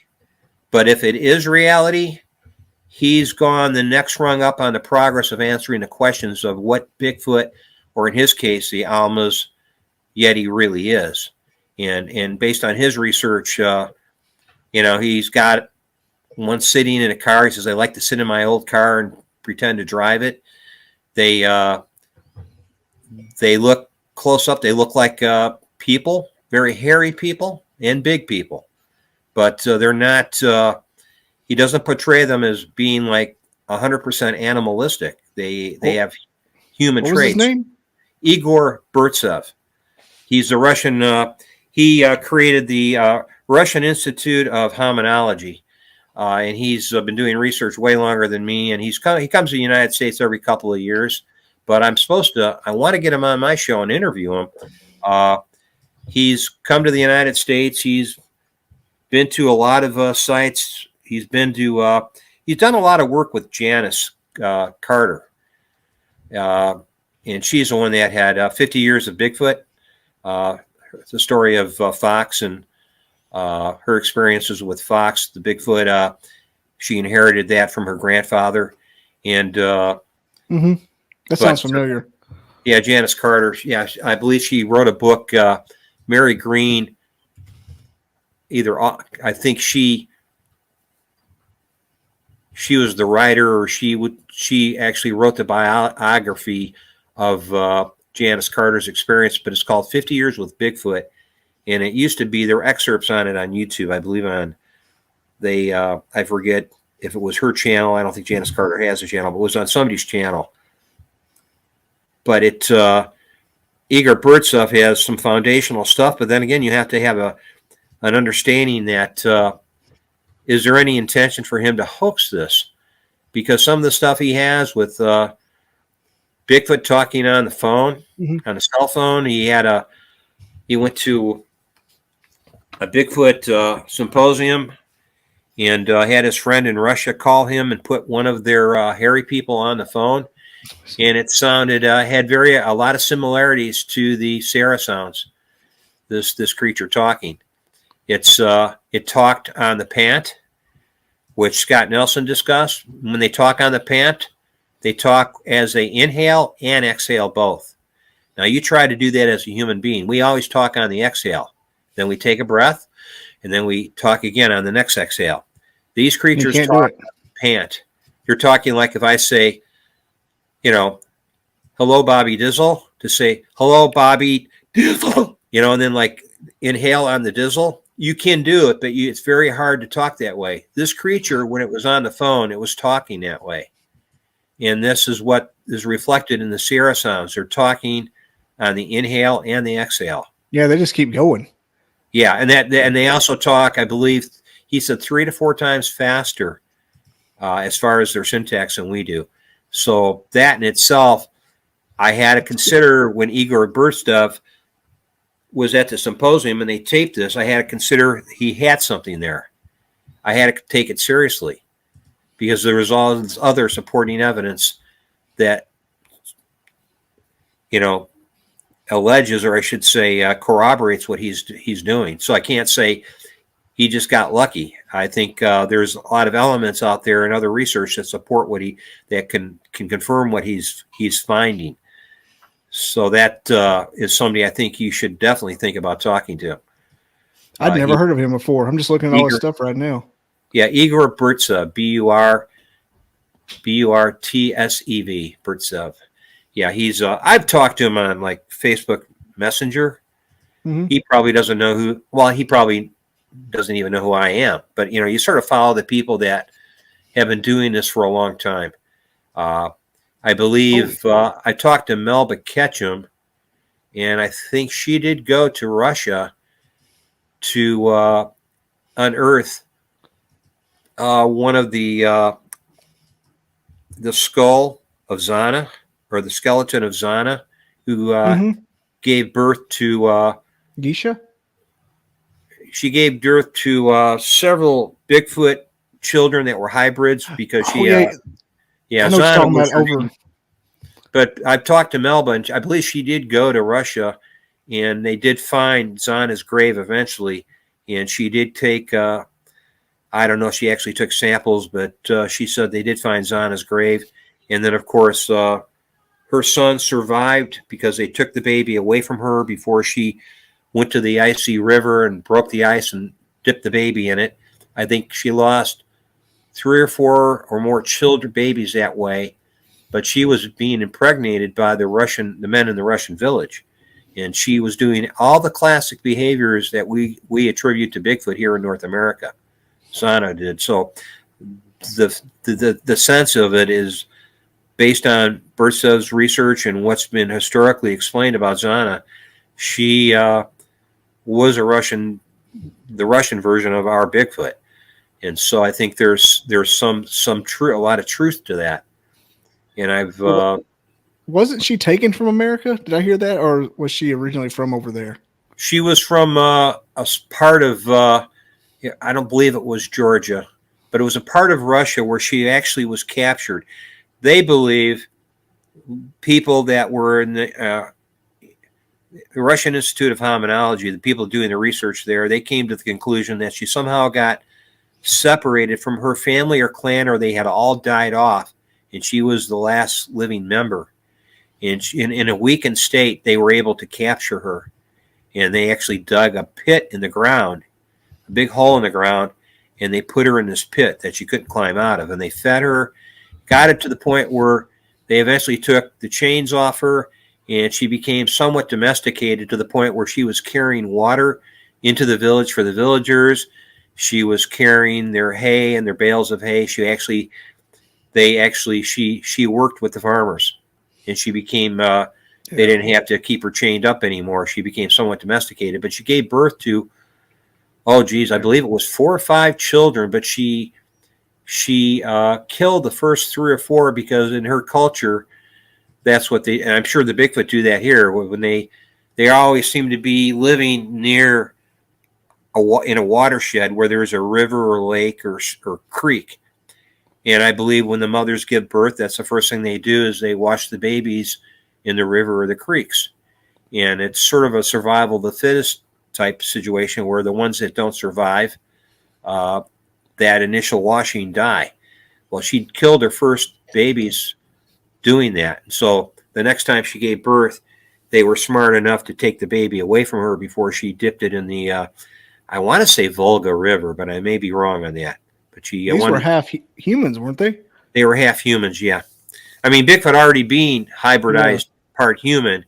Now you have something that's even more human than its mother or its predecessor. My next question is, who are the dudes that made the Bigfoot? These Russian men, like I said, I guess when you're living in a town that's a pioneer village, maybe you don't have a lot of women. Who about knows? Times being hard. Yeah, I mean, times must have been very hard. Yeah. It just tells you when people are in situations, people degenerate, and when people degenerate, you have this problem where you got to put all the sheep and the goats away and protect them. I hate to say that, but yeah, I mean, I'm from Alabama. You ain't telling me nothing I don't know. You're not breaking news on me anytime. My papa used to have a saying. He said, "I'd never been with the cow, but I've held the horns for somebody." It was so like, Jesus Christ. Yeah, it's I mean, you look back to the pioneer days, and then you look even nowadays to the present. There are some pockets of what I want to say, people that are on the verge of being feral. I look at the Melungeons over in the Yeah. Appalachians. I've heard about that. I've heard about them. You ever heard of that show Shameless? I've watched a couple of his videos. That family is, the inbreeding is incredible. You know, they were talking about what they call, I didn't get the part, they had a thing called, it was something to do with second cousins, but it was like double cousins. That's what they called it. Double cousins. And then they explained it to me, and then it made absolute sense. I was like, oh, that's how that happens. You know, all this mutation. Mm-hmm. But double cousins. And I was like, I was like, holy cow, that's exactly, because there's no gene pool. You have the same family and maybe your brother or sister's family next door, and that's the gene pool. Hey, not for nothing. That would make a kick-ass bluegrass band name. The Double Cousins? I would listen to Double Cousins today. I love me some bluegrass. Maybe that'll be the next, who knows? Maybe somebody is going to hear this and they'll be the next bluegrass band. I got on a kick about playing the mandolin a few years ago, and I was going to have a band called the Uncle Bob and the Spit Cups, and I was going to be the lead singer on a mandolin because I've got an Uncle Bob, and all he's ever does is chew tobacco and always has a spit cup. And they have a band called Uncle Bob and the Spit Cups. Yeah, that would definitely be down home. That would be, that would be. You'd think of that, and you'd think right back to, North Carolina, South Carolina, East Tennessee. Yeah. That's. He's probably got a spit cup right now, talking about Vietnam. I'm looking at these pictures of Igor Burtsev. This is incredible. Wow. Yeah, he has some incredible information. They're actually having what we're trying to do here in the United States. What happened with Janice Carter, he's doing that same kind of first-hand work with the Almas, the Yetis in his country, where he's actually shaking their hands. They want to get it. He had this trailer. They wanted to get in it, but the doorway was too small, and he knew if they came in as the trailer. Yeah, there's one that was in his car, but he has names for all of these. Grisha. Yeah, Grisha. Yeah, they have names. Some people get close to these things. They have their own language, and they do understand the words, certain words in Russian. So he does have the ability to talk to them or get an understanding. And he has one of the younger ones, which is related to, I think, Grisha was demanding food one day and became adamant because it gave food to its brother or sister, and he didn't get any. So he spent the whole night throwing boulders and rocks at the windows of their trailer and busted out all their windows. And he was in there with another fellow researcher, and they were just like taking cover inside the trailer. And it was not because the Bigfoot was Yeti was trying to kill him. It was having a temper tantrum. And it's like, I've heard they do that. The close-up of his face, it's driving the car, gets in the car. I don't know if it actually drives the car, but he said he likes to sit at the wheel. It's like Hulk Hogan. Your brother. Yeah. This is your brother going to work. This was like your brother getting in his Sequoia. I know. It's that's something he showed recently on his Facebook page. But yeah, Igor is he had the one phone call one of them made, and it sounded like if you ever listen to Mongolian throat singers, that's how it sounded talking. Is that somewhere you could listen to that interview? It used to be on YouTube. I don't know. I have to look and see if I saved it. But he was at a conference or Bigfoot Symposium. I believe it was in Nebraska. It was, if it wasn't in Omaha, it was in it might have been in Utah. But he got on the phone. He had his partner. It was after Bayanov, the other researcher, died.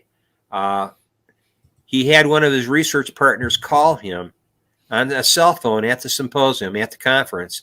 And they put, I don't think it was Grisha, he put one of the other Yetis on the phone.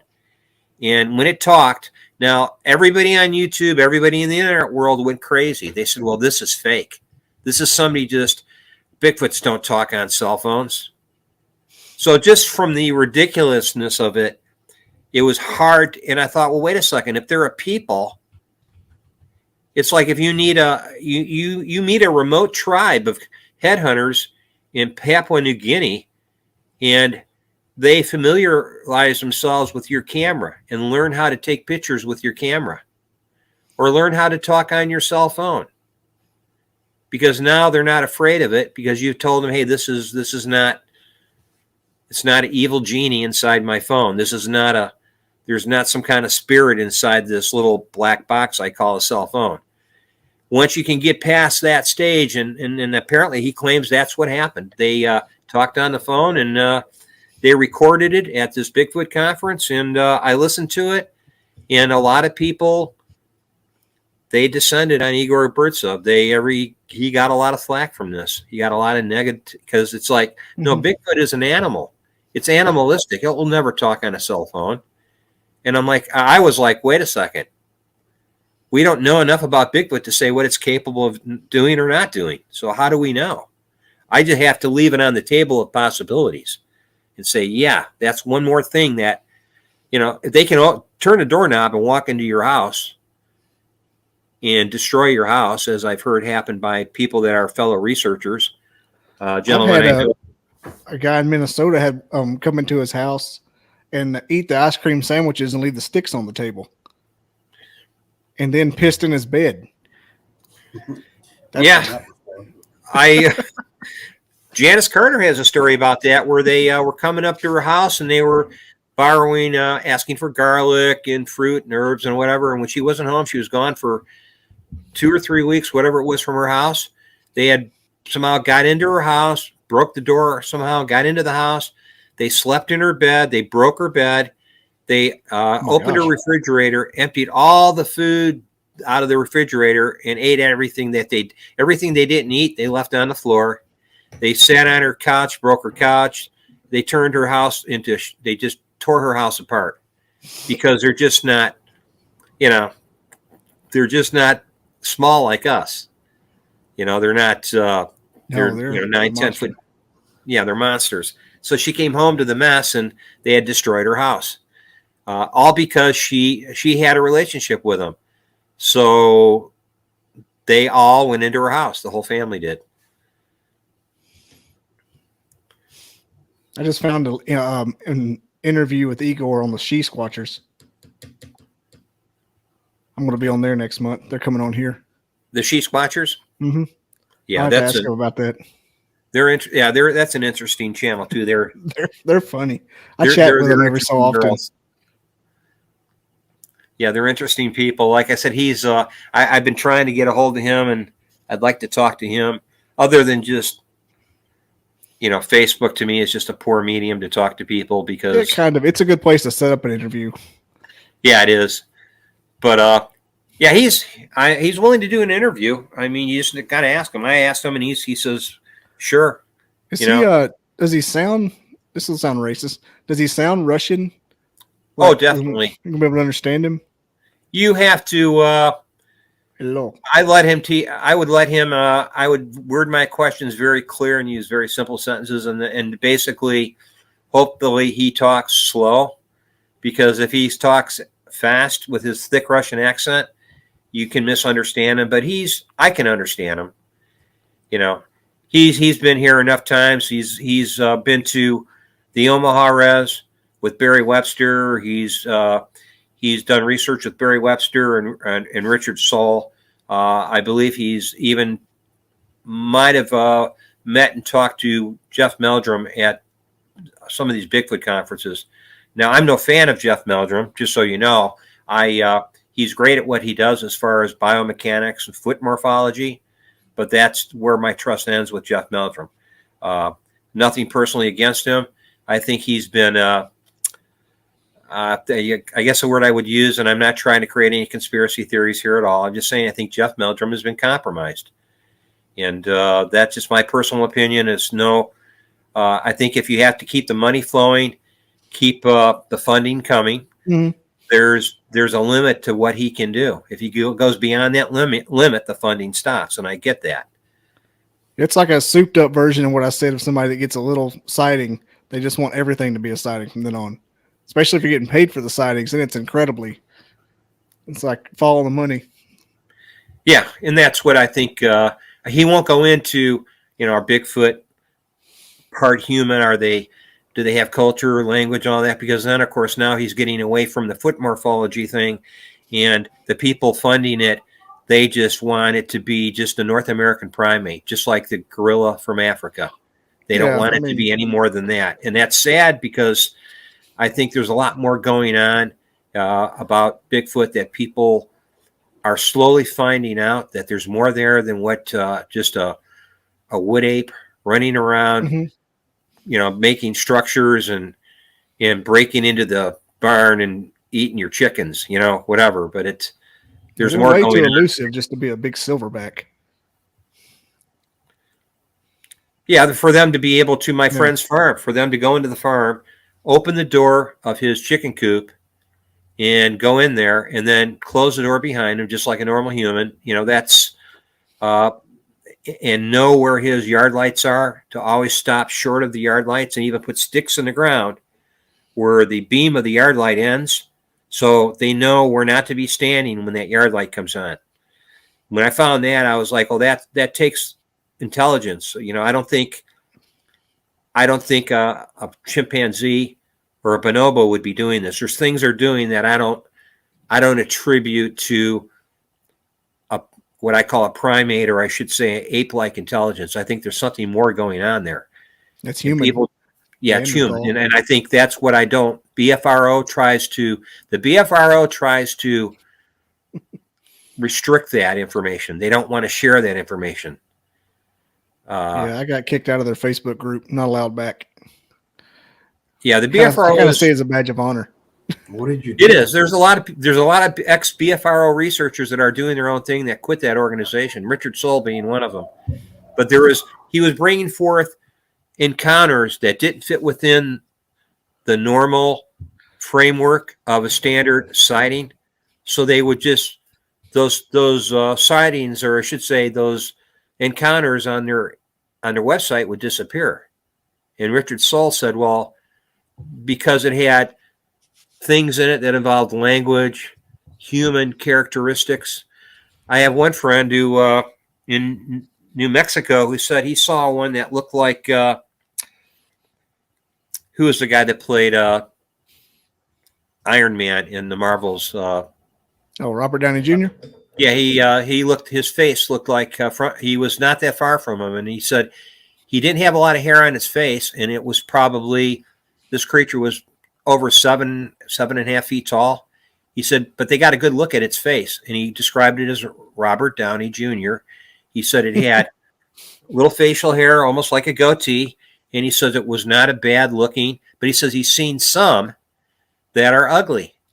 And he referred to, he says, I have cousins who look like that because he's Navajo. And he would always tell his cousins, you look like a Bigfoot, which is not a badge of honor. So if that's the case, it's only a matter of time for some girls try to hook up with a Bigfoot. Looks like Robert Downey Jr.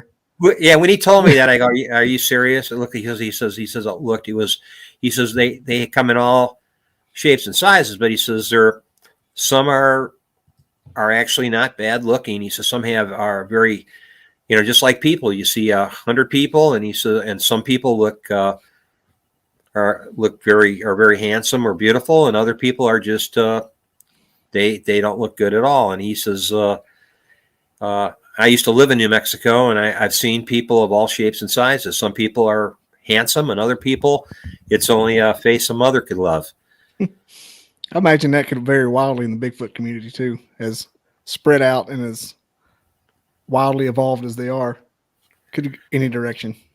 Well, they've been interbreeding with Homo sapien females from every ethnic group you can imagine: Asian, African, European, Latin. They're going to take on all those various appearances. So there's a diversity, I think, in the species, a big diversity.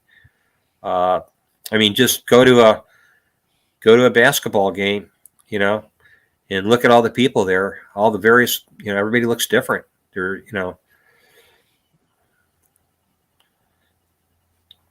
but Zeus always talked about the way they look differently. Said some looks like monkeys and some looks like your friend. It's just no in between. Yeah, I've heard even Dave told me the ones he saw during the daytime had a very sort of more of a primate, chimpanzee or gorilla-like face, and he said others did not look that way. They looked actually more human-like, almost like they were some having Native American characteristics, others having characteristics that look like Caucasian. So, I mean, the Robert Downey Jr. thing, that really was not a big leap when he told me that. I was like, well, yeah, if there is a variation in the species, I'm sure some might be I guess if you found a big enough clothes for it and were able to dress it up, you could probably bring it to the city and it'd probably get a job working in construction or something. That would explain a lot of the people that work at the Wendy's around here. That's here's a picture that my friend Randy Bauer, who has a lot of Bigfoot experience up in Minnesota, he's the one that talks about the gifting and everything. His wife saw one who's pulling in the driveway. Saw it hunkered down, kind of crouched down like a pitcher, like a catcher, like a baseball catcher. And she said the face on it looked like this. I'll share it. But this one right here, he said it had that face. Okay, And he had a statue of it, of that exact statue, but it was like a little 1-footer. Yeah, that's more primate or ape-like looking. Yeah, it was very. Yeah, we very have a statue. We have a statue like that at the entrance to this town. That's an entryway to the state park. There's a statue. These girls have a bakery and cookie shop, and they got that type of statue, and they painted it pink for their business, but it's a pink Bigfoot. So that's I think that's just one look. So I never, when people have these contradictions and they say, well, it looked primate, the other person says, yeah, but mine looked more human. Well, it's not really a disagreement. Both things can be true at the same time. Heard it both ways. Yeah. So and so that's what I've been sort of looking into, experiencing. I do now. I'm doing a nighttime listening post where I set up my thermal and parabolics, and I do nighttime observations in an area where now that spring's coming, spring has sort of just started. The activity is going to start increasing. They're going to be coming through those areas more frequently. I don't believe they migrate. I think they are nomadic, but I think they hit the same areas over and over. They might come back to my area every 4 to 5 weeks and move on, and then come back in 4 or 5 weeks. And I've been consistently able to track that behavior. And I notice, especially when they're in my area, they're very active during and right after a rain. I've been able to find incredible tracks right after a rain, and even during the rain. I've been there like when it's been raining, just like a light sprinkle, finding tracks. It's like they know that if they're active during the rain, the tracks eventually disappear. And that's and I've been in one location right after it rained the very next day. It rained all through the night. The next morning, I got there. My friend had been there looking for Indian arrowheads and clay, pieces of clay from clay pottery, and he found the tracks, and he goes, they're just popping up everywhere. And I found a trackway of probably in excess of 140 prints along a creek bed. And then as the water level raised, flooded those areas, the tracks went away. But they were there, and they seemed every spring and fall, they're active. I've heard of them doing the same thing with snow, like they did it before the snow came. They did a bunch of mischievous shit before the snow started. Then the snow fell, no more tracks. Yeah, if you happen to be out right before the snow hits or when the snow's falling, just like with rain, Usually you'll find tracks. They know the weather is their cover. They're very strategy oriented. They're like our Navy SEALs or our Special Forces. One of the members of our team is actually Army Special Forces retired colonel, 33 years in the Special Forces, and he goes, they move like us. He explained that. He says, we move when there's high wind, there's rain, and snow. That's when we do all our movements. And he says, we walk along. If we're not in mountainous areas and we're below the military crest, he says, we walk in areas like in Illinois or areas where you are just 700-800 feet above sea level. He says, we walk in the arroyos, the trenches, the creek beds, the bottoms areas where we can't be seen, where we're never skylighted. He says, and that's how they move. They always seem to move in the watersheds where you're always below elevation. And that's where I find the tracks. I find the deer carcasses. I find, bones. That's where they're at. And in one area, it was a lake bed that had dried up. That was an area where my friend who has a farm, he said he literally saw hundreds, if not thousands, of little 3 and 4 inch tracks everywhere. And it's in an area it's isolated. Nobody dropped off a busload of little toddlers and said, okay, go into this lake bed and run around. Does he think they're like puckwudgies or just little Bigfoot? The feet were blocky. Even though they were short, some of them were like 3, 4 to 5 inches long, but some were blocky, some weren't, some were narrow. They were all different sizes, but his opinion was the DNR, where they were having a problem with that. These are backwaters off the rivers. We call them lakes, but they had pumped them out. They pumped those lakes out for whatever reason. And the Bigfoot came in and you had all the spawn, the pollywogs, the frogs, all these catfish. They were just all over this lake bed. And we figured the adults just dropped off the little ones. And occasionally you did find an 8 or 10 inch print. So we believe the subadults, meaning the older brothers or sisters, were with the toddlers, and they were all over the lake bed. And he brought his brother down there, and his brother said, oh, it's just some crazy families brought their kids down there, like busloads of them, and just dropped them off in the lake beds and run around with your bare feet. I've been down there, and there's no way that even occurred. That would be insane that somebody would. And he's had his hogs disappear, his chickens, his poultry disappear. They've torn the electrical wires for his electrical fencing down, the insulators. They've broken them. He had some insulators mounted 11 to 12 feet up off the edge of his, on the side of some of his chicken coops and buildings. And they reached up and they grabbed those yellow insulators and they bent them in order to break the wire so they could walk through. So they were breaking his, they were basically breaking his electrical wires because he had poultry, he had deer fenced in, he had elk fenced in, and he stopped. He got rid of his deer. The deer where he found the deer dead, like the deer were like running into the fencing, trying to get away from, he believes, Bigfoot. And he would find them with their necks broken. The hogs, they were reaching into the hog confinement, and they were just basically picking the hogs up, and he would come in and every time this happened, he'd be missing a hog.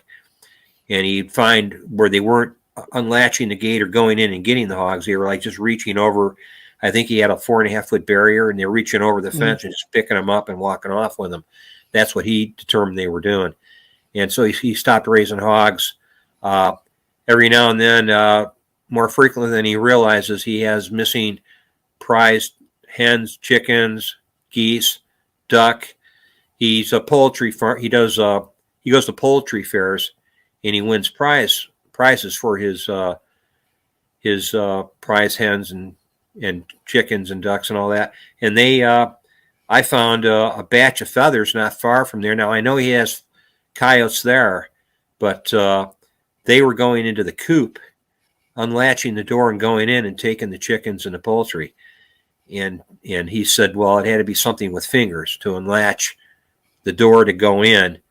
It's a type of latch that you could put a padlock on. Mm-hmm. But he says he would he'd slide it up and pull the handle out, and then and then pull the door open and walk in, and then close the door behind them after they took his chickens.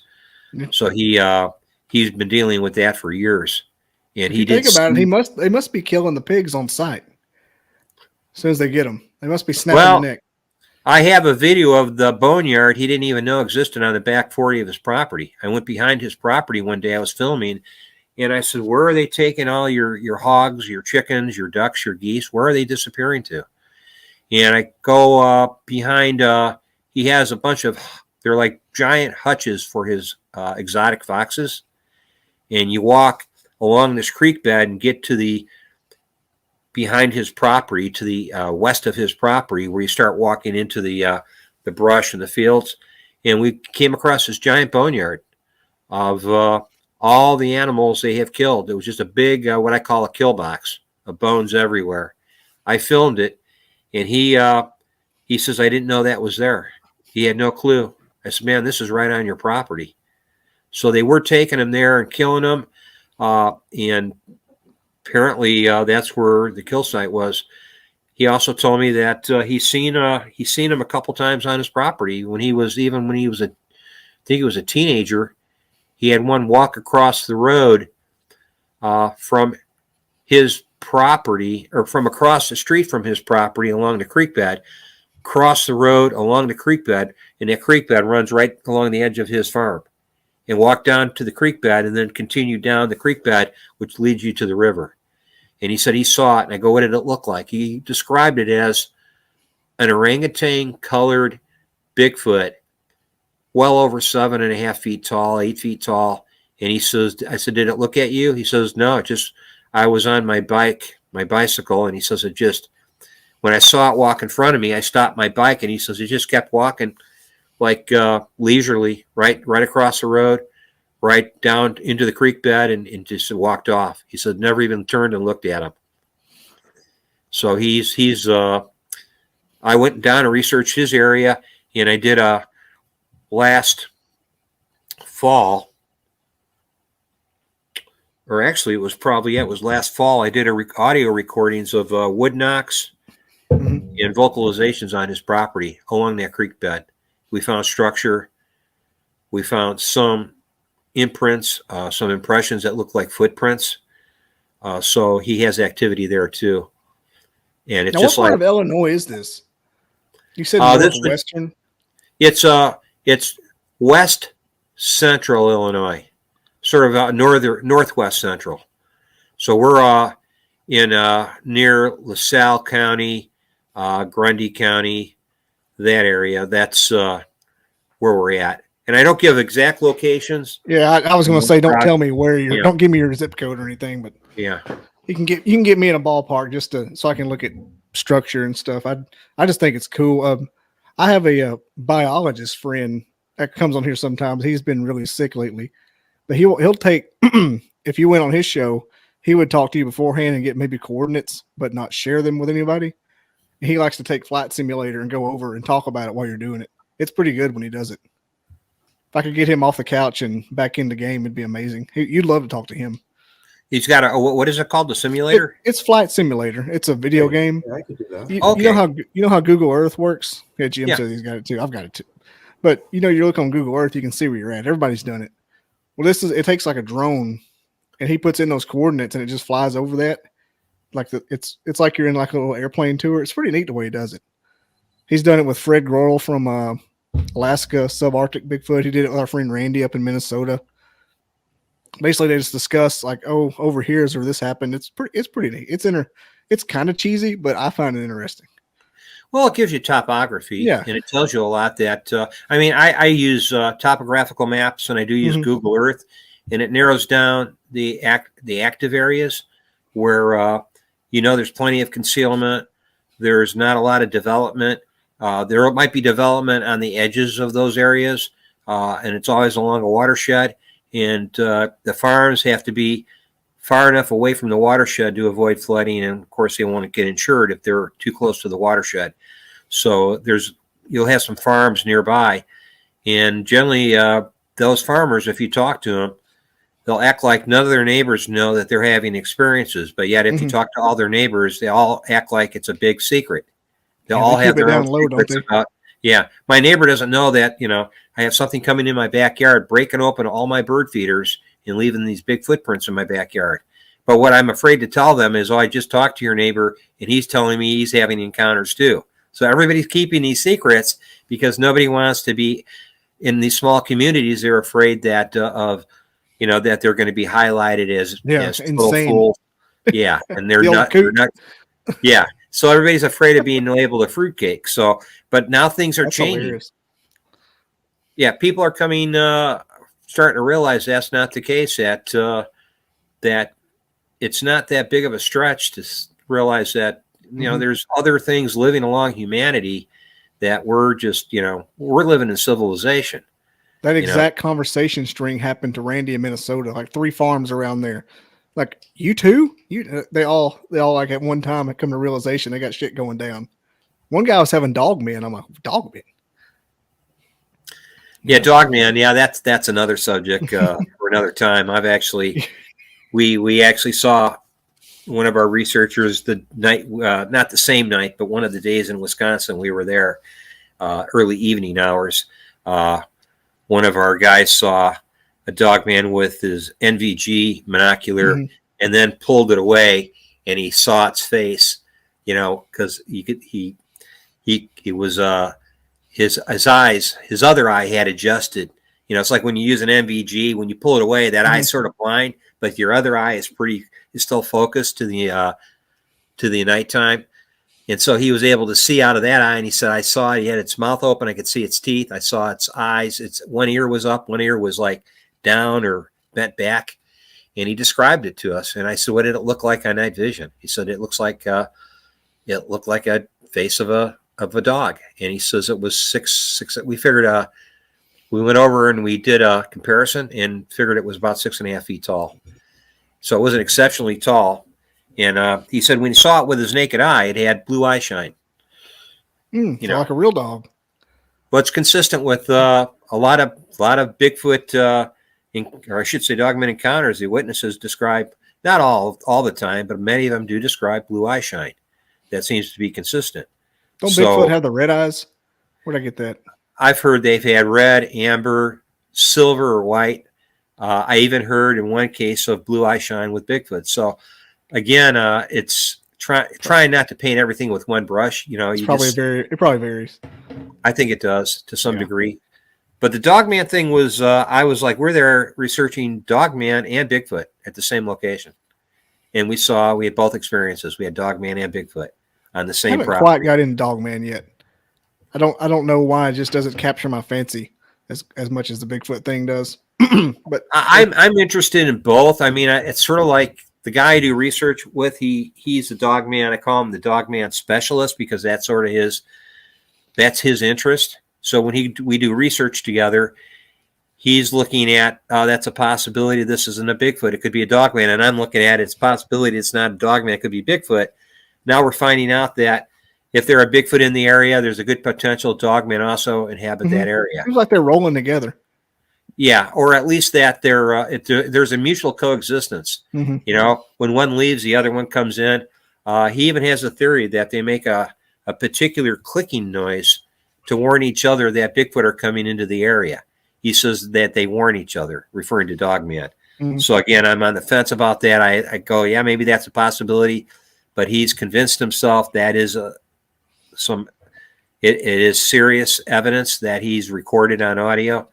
And he explains the clicking seems to start to happen when Bigfoot are moving in. And he has explained this to me, and I have to experience it myself before I actually say it's a fact or true, because I myself don't know. Do you know D.A. Roberts, the dogman, president of the Dogman Association? Is it the North American Dogman Project? Is that what they call it? Yeah. Yeah, we don't. We're sort of the guy I do Dogman research with. He's it's one of those situations where there was a falling out between him and them, and I sort of stay away from it. I just don't want to get involved in a bunch of what's the word? I don't want to get involved in a bunch of personality struggles. And yeah, you would like DA though. I had him on. We got along. We hit it off immediately. He was reluctant. I have no problem with some of the people that do Dogman research. It's just that my guy I do Bigfoot research with, who does the Dogman specialist, he's been pilloried by a lot of the people in the Dogman project, and so I have to make up. I go by case. I go by the content of a person's character, the content of their character. Even if they don't get along with a friend of mine, that doesn't mean I might not hit it off with them. I might get along famously. So I always tell all my friends I always tell them, hey, that's your opinion or decision. I respect that, but that doesn't mean I'm not going to talk to that person. And maybe I might come up with a different viewpoint. But I mean, some of the guys in charge of I don't want to get in trouble here. I don't like naming names, but like the Paranormal Roundtable, I think it's called the people that are in charge of all that. He takes a lot of heat from them. They were making fun of him, and I was like, dude, I says, I'm sorry, but I have to disassociate myself from all that, because once I get pulled into that, it becomes about personalities and egos, and then that pulls me away from the actual research I want to do. That's one of the main reasons I didn't make my channel specifically paranormal or anything, because those people fight like little girls. Yeah.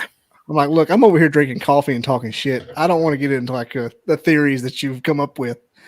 Yeah, don't get mad at me because your theory doesn't align with mine, or you're not like-minded and think like I do.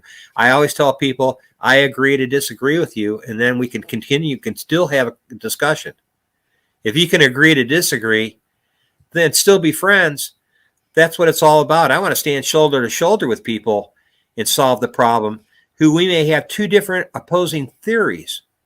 And once they prove that theory to be true, then I'll just drop whatever I thought and say, well, now I know what's going on, and just change what my preconceived idea might have been. Because that's all a theory is. It's speculation that you have to go out and you have to find the facts to uphold it or underpin it, prove it. And until you do that, hypothesis until you do that, then that's all. Yeah, basically that's another word for a hypothesis. It's a speculative guess that's based on common sense and educated, basically an understanding of what you're looking at. It's observational, but until you can prove it with the evidence, you're pretty much stuck with, well, this is the theory. This is my hypothesis. And that's how you approach it. When people ask me, well, what do I think? What is my theory about Bigfoot or my hypothesis? I really don't like to go into that, because to me, that's just my personal opinion, and it doesn't really clear anything up. And if people, like in the game of telephone, take that theory or opinion and they go, well, hey, he said this. And then 10 people later, they're going, he believes this. It's not a belief. It's just an educated guess. And so you have to be careful when you share that with the world, because people will take it and misconstrue it, and they'll take it out of context and say, well, he believes in the paranormal. When I just said I have to leave it on the table as a possibility. It doesn't mean I believe in the paranormal. Can't take anything off the table because nothing's been put on it yet. Yeah, you just don't know. The three words the three words nobody wants to use anymore is I don't know. Oh no, that's not a bad thing. I think in science you'll find that all the great discoveries are made by people that are in the fringe, and those people are on the fringe. Galileo was on the fringe, and he had to hide his discoveries because he couldn't tell, because of the church, that the sun was obviously the center of the solar system. The sun didn't revolve around the earth. And that was like fringe science back then. So he couldn't share that. It wasn't 150 years after he died that they were able to confirm that, prove that was the fact. So if you think about it, that's got to be what kind of like almost knowing a cryptid is real back then, like the same equivalent. And that's what I look at with what Igor Burtsov and some of these people are doing. They're on the fringe. And nobody wants to believe that because it's too ludicrous to accept it. Because what we know now is it's easy to accept that Bigfoot is a primate, possibly just an animal, a North American primate running wild in our forests. But, he's suggesting, no, the behavior suggests totally something different. And if that's the case, then I would look at them as I would the Aborigines from Papua New Guinea that are living in the mountains, that are isolated. Do they need protection, or should they just be left alone to continue evolving in the wilderness like they have been for centuries? And I'm sort of in the latter. I don't think they need protection because we're going to just create reservations for them. Yeah, they definitely don't need any freedom. Yeah, definitely don't need it. Yeah, they don't need freedom. What was that, Jim? Flight Simulator? I saw that drone pop up there. Jim had it up there for a minute with his low microphone. Okay. All right, Don. It's been 2.5 hours, and our headphones just said it's time to wrap it up because they went doodle-loop. But I really appreciate it. This has been an incredible conversation. I never know what I'm getting into with new people, and did not disappoint. Well, thanks, Bobby, for having me on. I wish this would have been live because the comments would have been lit. But whenever I put this on to live premiere, I will send it to you so you can hop on there and chat up anybody that has questions. I generally get like a Q&A going no matter what. Okay, will it be live on YouTube or? Yeah, it's going to be just a live premiere. It just runs like a show. It's just you can't move it around. Kind of Premiere just plays it. It just, instead of you click and play, it plays it for you. And it has like a live chat. And I always get off in there on Thursdays if I don't do a live one, and I'll talk to all the people, all 4 or 5 of my listeners, the diehards. But nothing wrong with that. If you need somebody to come on and talk about some hypotheses on your channel, let me know. I love to come on and talk about it, not have the responsibility of post-production. Well, I'll have you on. I'll put out the invitation now. I've got like 7 people before you that I've been putting off. My wife had surgery, and I'm trying to get her part of her PT or physical therapy. We're trying to get through all that so she can get her be able to walk again. And she had a knee replacement. Yeah, I just got over sciatica myself, so I feel like I'm like 10% that. I want like I've been shot. I've taken a hit. Yeah, like you, I've taken a hit. Winter's getting over. I haven't done really a hell of a lot of research. I've been sort of like going through. She has 6 weeks of recovery, so I'm sort of her full-time caretaker, trying to do all that. Had to let her know I was doing this tonight, but trying to get through all this so then I could do I guess with you it'd be I got 2 to 3 months tied up in interviews, not to count the ones that I have to do yet that people have invited me on. So there's some returns on mine. I want to have Zeus back on. I'm sure you want him back on your show. Yeah, I kind of want to go see Zeus in person. Just hang out. Can you imagine hanging out there for 10 days? First of all, you'd freeze your toes off. He gave me, I'm sure he gave you an invitation too, because he invited me out there. I've been on research in Colorado too with another gentleman we both know that me and Zeus know. But he invited me back to that area, West Slope. Bigfoot, that was his old name, but he invited me out there to do research, and I told him, I says, I got to watch the elevation. I can't climb mountains like I used to. I'm not getting any younger. As long as I wasn't attaching a string to anything and doing that kind of climbing, I could do it. So we got mountains around here, not like that, but they still have elevation. I'm not going to do any. Not going to find a finger hole or anything. I'll walk. I'll walk for 2 days straight, but I'm not doing that.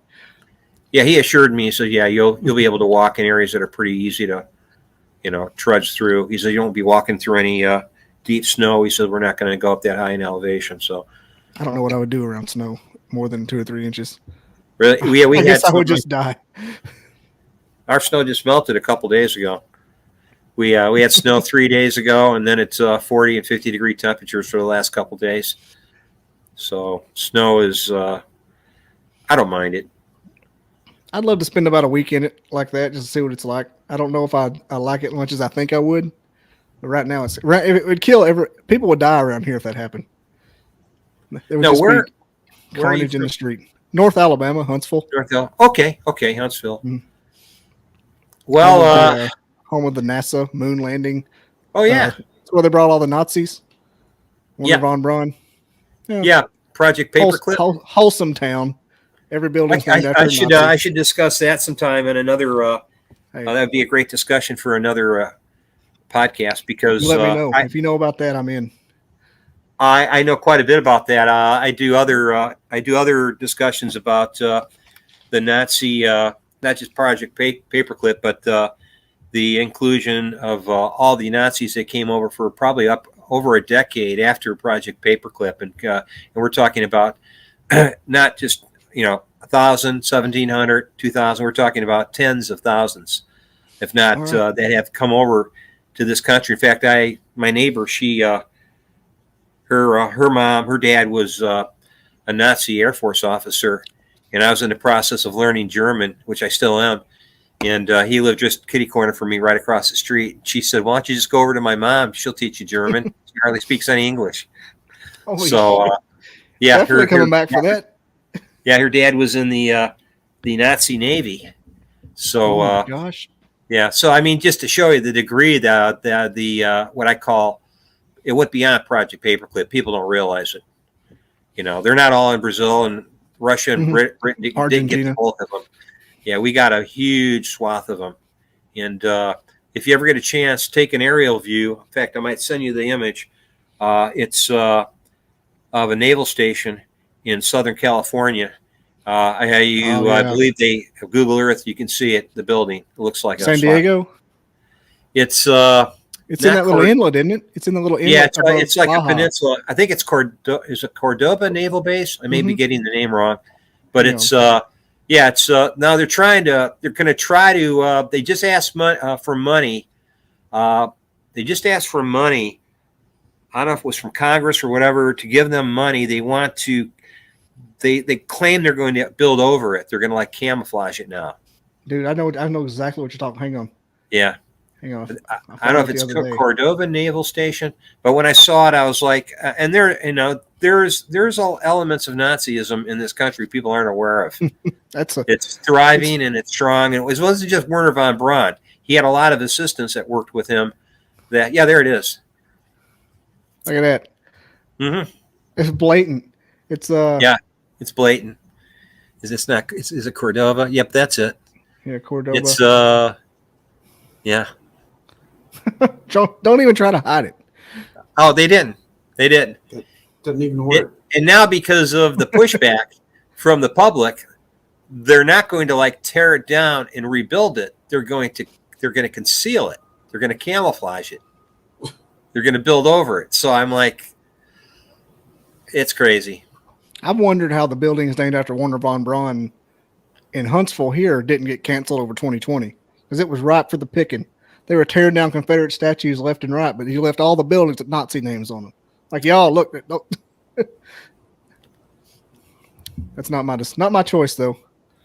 Yeah, it's crazy. It's sad that people don't, people want to believe what they want to believe. That's fine. It was the flavor of the month back then.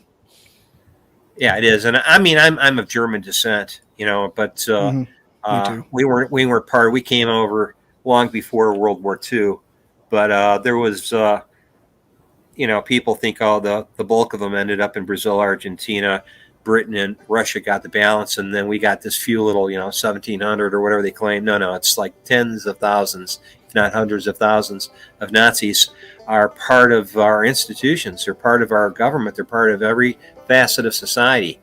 So they call it now it's the Fourth Reich. It's not the Third Reich, but that's another story. We can probably I don't want to digress into that, but it's a Nazi, a Satanist, and a pedophile walk into a bar. What do?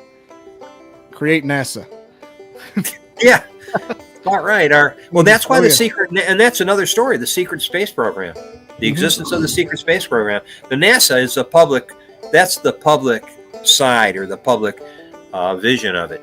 That's what everybody is allowed to see. It's the secret space program that is, and that's part of the secret sciences nobody wants to talk about. But it's there, so blatant. Prepare yourself for an episode 2. Gotta get you. That'd be amazing. All right, we'll go ahead and end the broadcast, everybody. Thanks for watching. Thanks, Don. Thanks, Jim, for for your excellent audiovisual equipment. And we'll Yeah. get you right. You'll make a good co-host one day, Jim. Thanks, everybody. Yeah. Thanks for Nice watching. to meet you, Jim. Bye-bye. Bye.